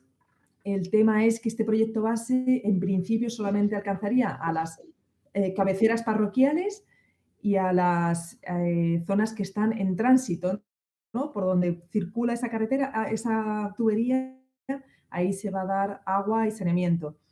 Junto con la Unión Europea, con un proyecto LIFE, el Fondo de Cooperación para Agua y Saneamiento ha hecho un esfuerzo para poder financiar también el acceso al agua y al saneamiento de las zonas rurales dispersas, porque aquí hay una población rural concentrada, pero también hay zonas rurales muy dispersas, como ven aquí, todos los puntitos rojos, no sé si pueden verlo a través de la pantalla, pero todos estos puntitos rojos son comunidades rurales muy dispersas. Entonces, se ha hecho ese esfuerzo de financiación adicional, ¿no?, con una donación del Gobierno de España y con una donación de la Unión Europea para poder llegar a esas zonas rurales dispersas. Y así se conforma un programa, la verdad es que muy, muy completo de agua y saneamiento, tanto en las zonas rurales como urbanas. Bueno, aquí he traído unas fotografías para que vean cómo son estas zonas rurales, ¿no?, el tipo de construcciones, el agua, que ahora mismo es a través de pequeños pozos o pequeños cursos de agua, pero muy, muy, muy escasa y con muy mala calidad, ¿no? Y esto es lo que se pretende salvar. Los aspectos clave de toda esta intervención, yo diría que son los derechos humanos al agua y al saneamiento, el dotar de servicios sostenibles de agua y saneamiento a todas esas poblaciones, pero además evitar que se agrande esa brecha entre lo urbano y lo rural, porque inicialmente solamente se iba a dar agua a las cabeceras parroquiales, no a las zonas dispersas, que ahora van a poder tener agua y saneamiento. Y lo que es interesante también es que la gestión va a ser conjunta de lo urbano y de lo rural. Portoaguas tiene ese compromiso de atender tanto a lo rural y a lo urbano con un sistema conjunto, digamos. El énfasis está en la gobernanza del agua. Entonces, como decía Yasmina, siempre nuestros programas tienen una parte muy importante de fortalecimiento institucional y también de creación de capacidades en esas comunidades rurales que luego van a tener que tener sus juntas de agua y gestionar sus sistemas de agua. Natalie. ¿Sí?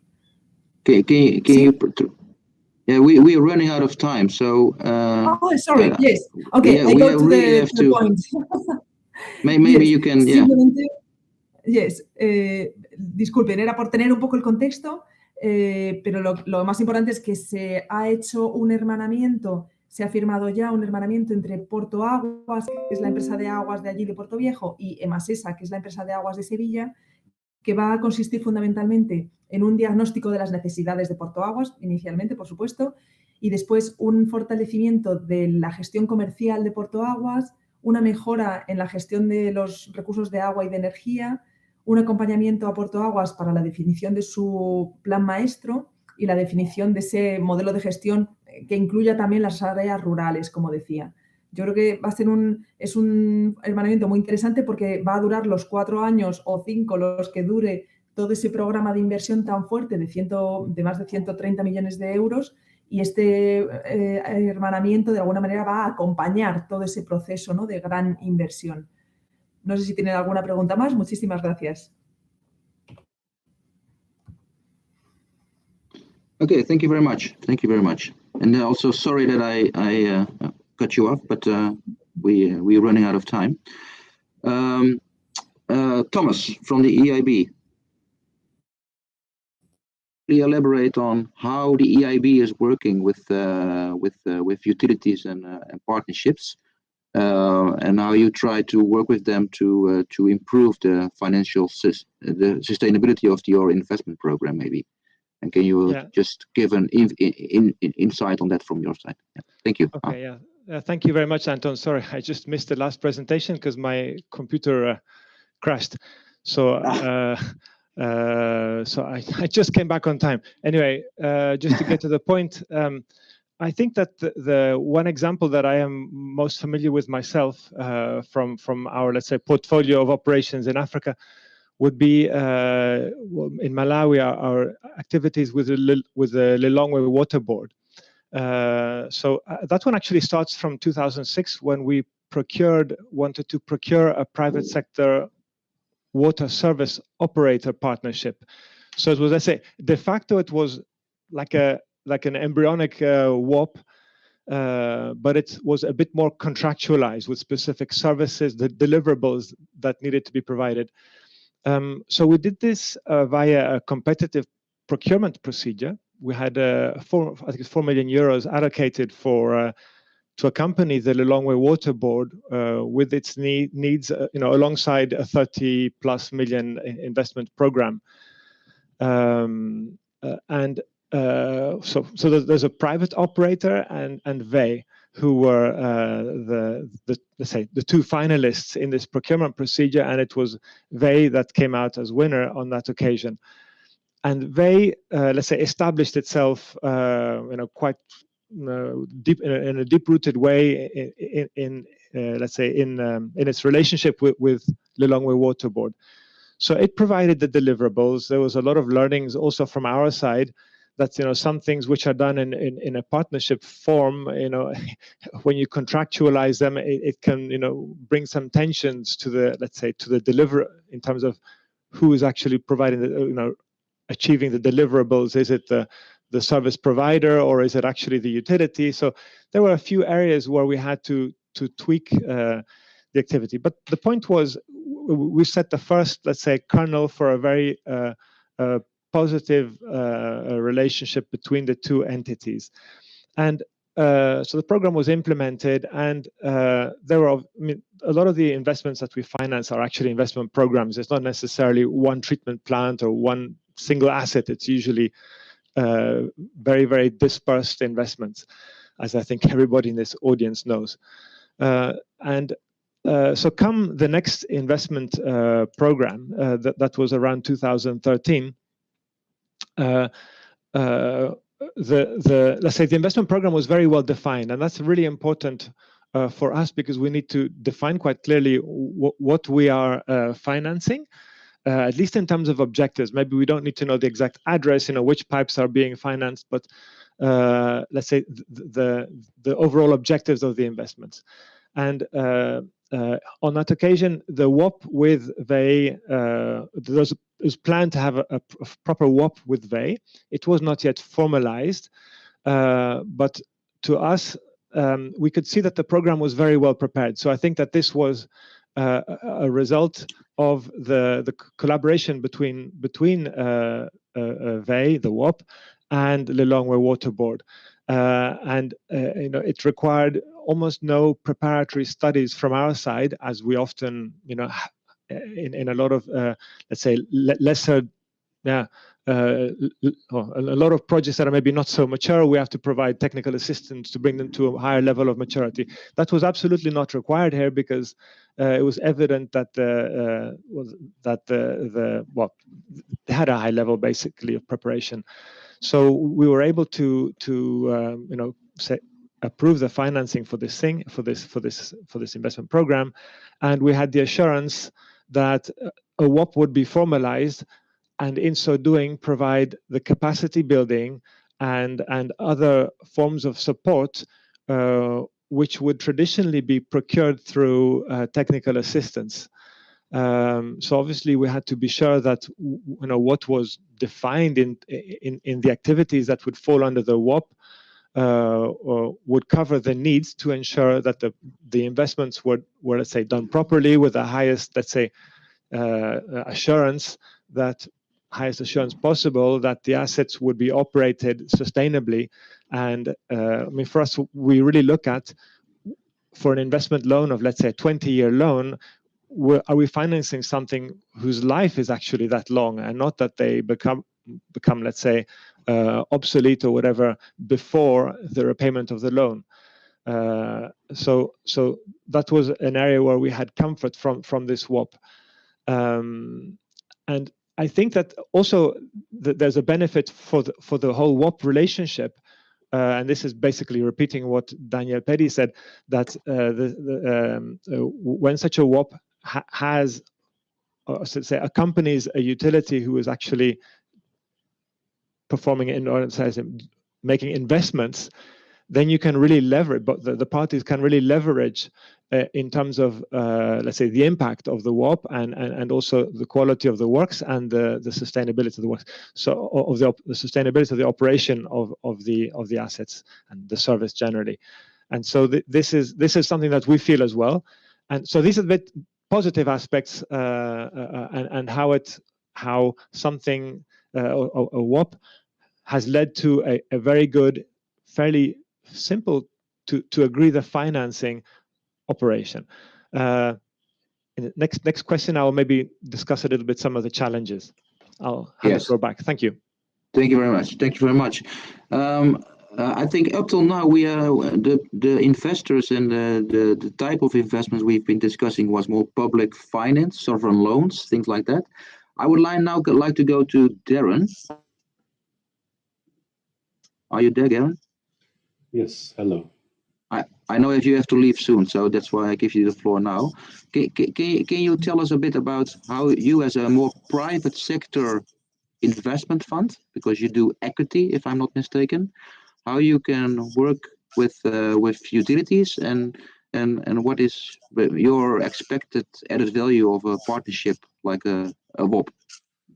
Certainly. Thank you very much also for the opportunity to be here in this Congress. So I think recognizing the shortness of time, let me just very briefly introduce how we look at it and the role that WOPs can play. So I think for us, as mentioned, we focus on private sector investments, and principally we're looking at financing assets that have a link to climate change. And in the water sector, we look for two main arguments. So firstly, in terms of increasing water supply and resilience of water supply, very much from the perspective of climate adaptation impact. And in there, we are primarily steering on the number of beneficiaries that we can reach. And then we are also very much looking at the treatment of wastewater, which is both from a sustainability of water resources by reducing pollution, but also very much on reducing greenhouse gases in the form of methane in wastewater. We look at both investments in the private sector, so let's say corporate and industrial users, but in particular to drive climate adaptation. The impacts can only be realized working together with public utilities. So we are very much interested in partnerships with water utilities that are looking to expand their infrastructure and would be interested to have a particular asset or sets of assets financed by the private sector and then have some form of services contract or revenue contract over time for us as an operator. Typically at the end of that period, we would then transfer the assets back to the public utility. Where I think one of the key areas that value can be added by WOPs to a certain extent is very similar even for the financiers providing, let's say, public or sovereign type loans to utilities. So the financial health, the financial strength, and sustainability of the utility is critical for us. If it has a credit rating, that is even better.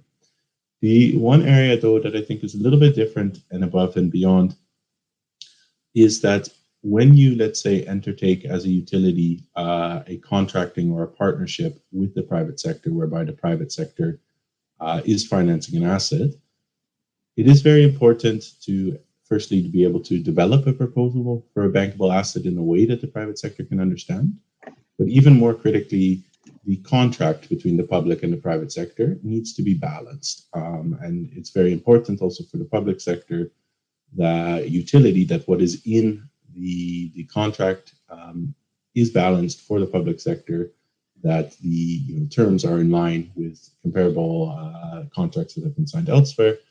And that is an area where if there are utilities that have experience with these types of contracts, for them to be able to embed that knowledge in other utilities that are interested to the private sector, without that taking place, it's very difficult for us to do anything. We are very much following the momentum of the public sector, but providing an option for financing. So for me, that area is a key source of added value for us in the WOPs forum. Thank you. And just for our understanding, do you have in your portfolio already examples of this type of contracting with utilities? We are working on a couple of examples, principally in Asia at the moment, but also in Africa. And at the moment, they are things like, for instance, we are working on a desalination project whereby we would sell the water over time to a municipal water utility. But we are also working on some things that are perhaps a little bit more innovative, where we are looking to reduce non-revenue water in exchange for a structure of payments that are also performance-based. I think at this moment, unfortunately, we are relatively new in the water sector. We've been working here for just under 2 years. They're not, let's say, mature enough to present as a case study, if I can put it like that. Okay. And now, Jörg, if I pronounce it correctly, I hope I do. You are working on this Urban Water Catalyst Fund initiative, and I think it tries to work with similar kind of starting points as Darren was mentioning. So can you elaborate a bit on the added value of a WOP to within the Urban Water Catalyst Fund type of financing? Yes, thank you very much, and I will be very brief, give you a short introduction on this. And sorry, yeah. Yes, just...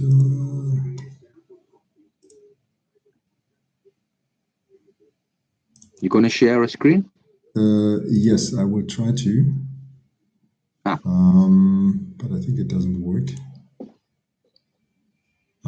Can you see my screen now?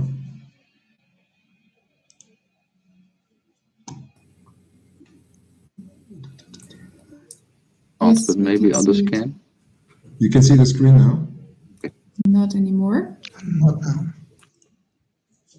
Okay. That is...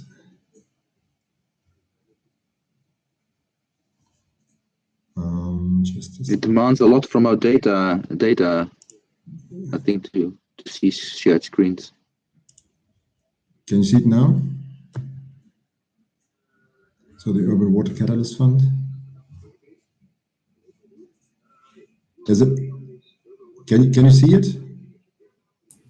No, unfortunately not. Unfortunately. Can you try to present it only by words? Yes, yes, of course. Okay, so as Mr. Christopher Wenzel already mentioned, so we try to set up the Urban Water Catalyst Fund. And it has a twofold objective. So the one is to improve the performance and the climate resilience of urban water supply and sewerage utilities. And the second one is, of course, mobilizing additional capital for these utilities through, of course, enhanced cost recovery and creditworthiness. So from a time point of view, what can we offer on the financial side is a staged support.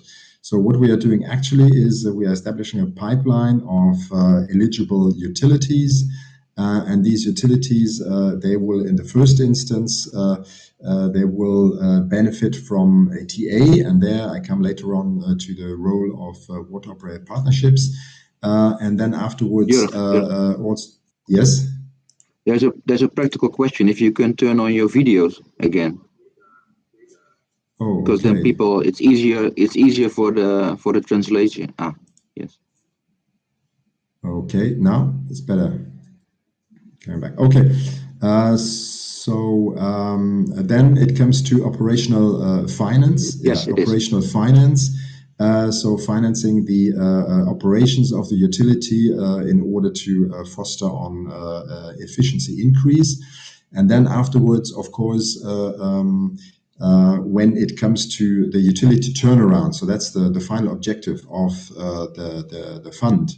The utility turnaround will heave up the utility to a stage of creditworthiness so that the utility can then take on small and medium-sized loans for infrastructure investments. like expansion of networks, like non-revenue water, and so on. And then afterwards, taking on the bigger investments and also guarantees, private sector investments, but that is only on a later stage when the utility really has reached a point where the creditworthiness allows for taking on bigger loans. It's a partnership approach, and the partnership includes the utilities, of course, then the DFIs, donors, and TA partners. And this partnership is key for the success. So in the first instance, we call it Urban Water Catalyst Fund. But to set up a fund, Darren knows about it, to set up a fund, a structured fund, it takes time. But in between, in order to support the utilities to reach for a position to take on a loan out of a fund, we try to set up a facility. So Urban Water Catalyst Facility is the first step. And actually providing TA is one of the main components of the facility in order to support these utilities. And therefore, we are looking for TA partners, and one of them is already the Dutch Waterworks program, because we have a similar mindset on this undertaking. And of course, here there's also a role to play for the water operators partnerships. So the grant facility, as a first step for this, for the establishment of the fund, should be revolving. So receiving grants, for example, from the German government through BMZ, and maybe also from the EU or from other donors. We try to set up a network for that. And then taking on these utilities, reaching a stage where they are close to the turnaround and where they get more creditworthiness, then we come to the structured fund, where we have a loan window and where we have a guarantee window. The loan means, in the first instance, concessional loans also provided from ourselves, from KfW, but also from other donors who can join us in this undertaking. But then also continuing with providing TA. And I think Reinder said it, there is in fact a complementary role of the water operator and the consultant. So there is, so to say, short-term consultants for specific needs, which will be then provided within this fund. But the water operator partnerships as a medium and long-term partnership could really incite more utilities to either come to the turnaround point or come to a point where creditworthiness expands, and then network can be expanded through taking on more loans, so that we can really accompany a utility to a better way of being, on one hand, more profitable, but on a second hand, or secondly, being more efficient in the operations, and of course afterwards in the operations. So one of the key elements is, of course, and this is something which Corinne Catala said it from the IADB, this is the indicators. So we're looking also for some indicators to trigger tangible results on the efficiency of the utilities, be it the service, be it full cost recovery, or be it a self-sustainable finance. And on the other hand, also indicators for fostering on climate resilience, like resource protection, like efficient use of resources, of the water resources, or use also of renewable energy. So these are some of the objectives, but we see really a crucial role of the water operators partnerships in the beginning, on the first stage, with the grant facility, to allow for fostering on the efficiency increase on the financial side and on the operation side of the utilities. And then afterwards, after having reached a first stage of creditworthiness, water operators partnerships on a long-term development of these utilities in order to become self-sustainable on the long run. So these are the perspectives, and thank you very much for your attention. We're looking forward to a close partnership with the WOPs. Thank you. Thank you, Jörg. Very nice, very good initiative. I really like it. As a kind of wrap up of this panel, I'm gonna ask you, all the four of you, the panelists, to answer very briefly, maybe 2-3 words, nothing more. Can you give, like, we are here together now as a kind of the water operator partnership and water sector, you could say, and if you want, and each and every one saying a WOP has a really added value for investment program. My question to you is, to the panelists, is if you would give me one word or one sentence, what needs to change soon to really scale and boost this cooperation between a WOP and an investment program? What is the game changer you would recommend to the sector to kind of work for and try to implement? So I would like to start with Darren, if he's still there, or because he had to leave the meeting. Yes, thank you. I managed to carve some time. I think very quickly. If you just give one sentence recommendation to the sector, yeah. Reference transactions.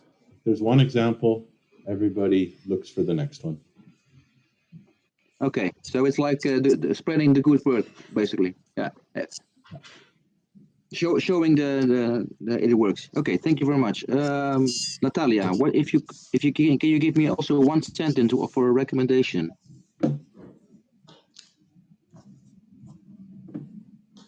Yes, I would recommend. Are you still there? Yes, hello. Do you hear me? Yes, I would recommend to start from the very beginning. Just when you start think about the project, when you are planning the project and implementing it, start with the WOP as soon as possible. Make that contact between one operator and the other operator, so they can start from the beginning to interchange ideas, planning, etc. Okay, thank you very much. Thomas of the IB, can you give us one recommendation? Yeah. So what I so the WOPs that we have, or the one that I was referring to before, part of the services that they were due to provide were intended to be financed from the public, from the loans, so sovereign loans subject to public procurement. So this is an issue which, let's say, in theory can be done, but it's very contradictory to select one partner. Yet at the same time, we have this requirement to do an open public tendering. And also it requires contractualization, which is also in contradiction with the partnership approach. So there are these contradictions which don't fit very well. So whilst recognizing the value of a partnership, and even if we're not using their services, the ones that we specifically need, and procuring them separately, to the extent that we do want to use a WOP to provide those services, we have these challenges to overcome. So maybe that's an activity that WOPA could maybe in conjunction with the procurement specialists of the IFIs and so on, because they have heavy teams for procurement. Maybe they could look into how can we finance this with public funding? Are there any ways to make it, let's say, easier? Thank you very much. Very concrete point. And Jörg, you have the floor as the last person. So what would be your recommendation?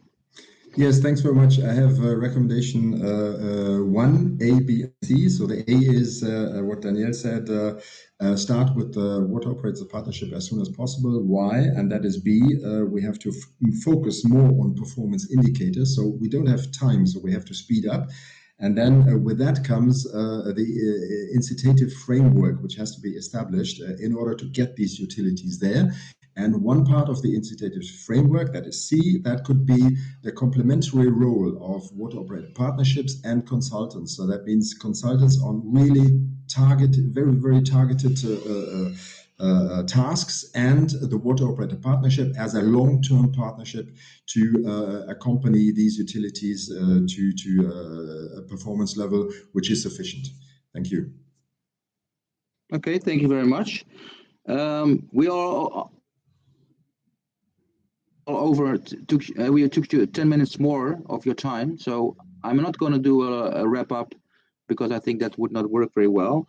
I think those 4 recommendations are kind of my wrap up for this session, and maybe we can take it on and digest on that and try to figure out if we can work with this recommendation and make them and try to solve them or and implement them in our daily work.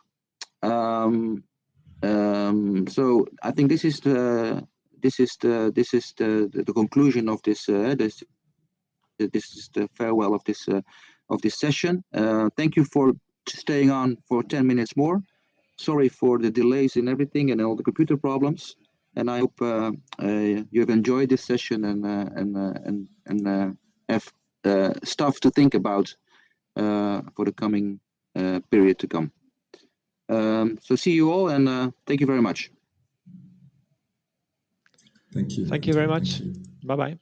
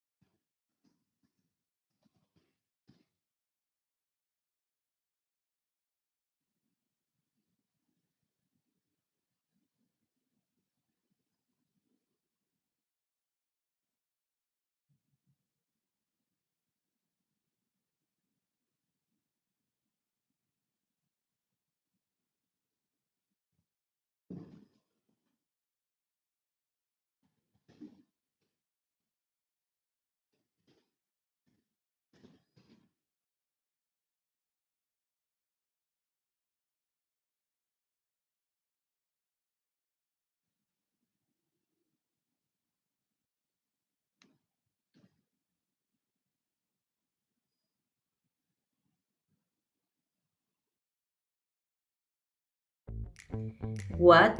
Already over? No, we have plenty more options to continue the discussions and peer exchange beyond the Congress. Tell me more. What are the options? Well, SHIWOPA membership, for example. By becoming a member of SHIWOPA, everyone can connect to a global alliance of practitioners and experts. There are 2 ways of becoming a member.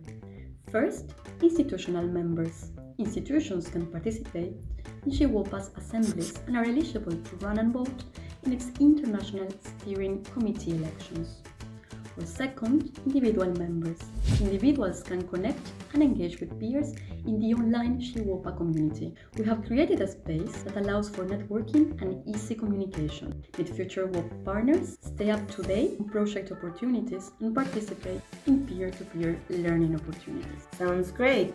How can I join? Simply go to www.shiwopa.org and register for free. If you want to know more, you can follow SHIWOPA on social media and subscribe to the newsletter. Thanks for joining the 4th Global WOPs Congress. We'll see you soon.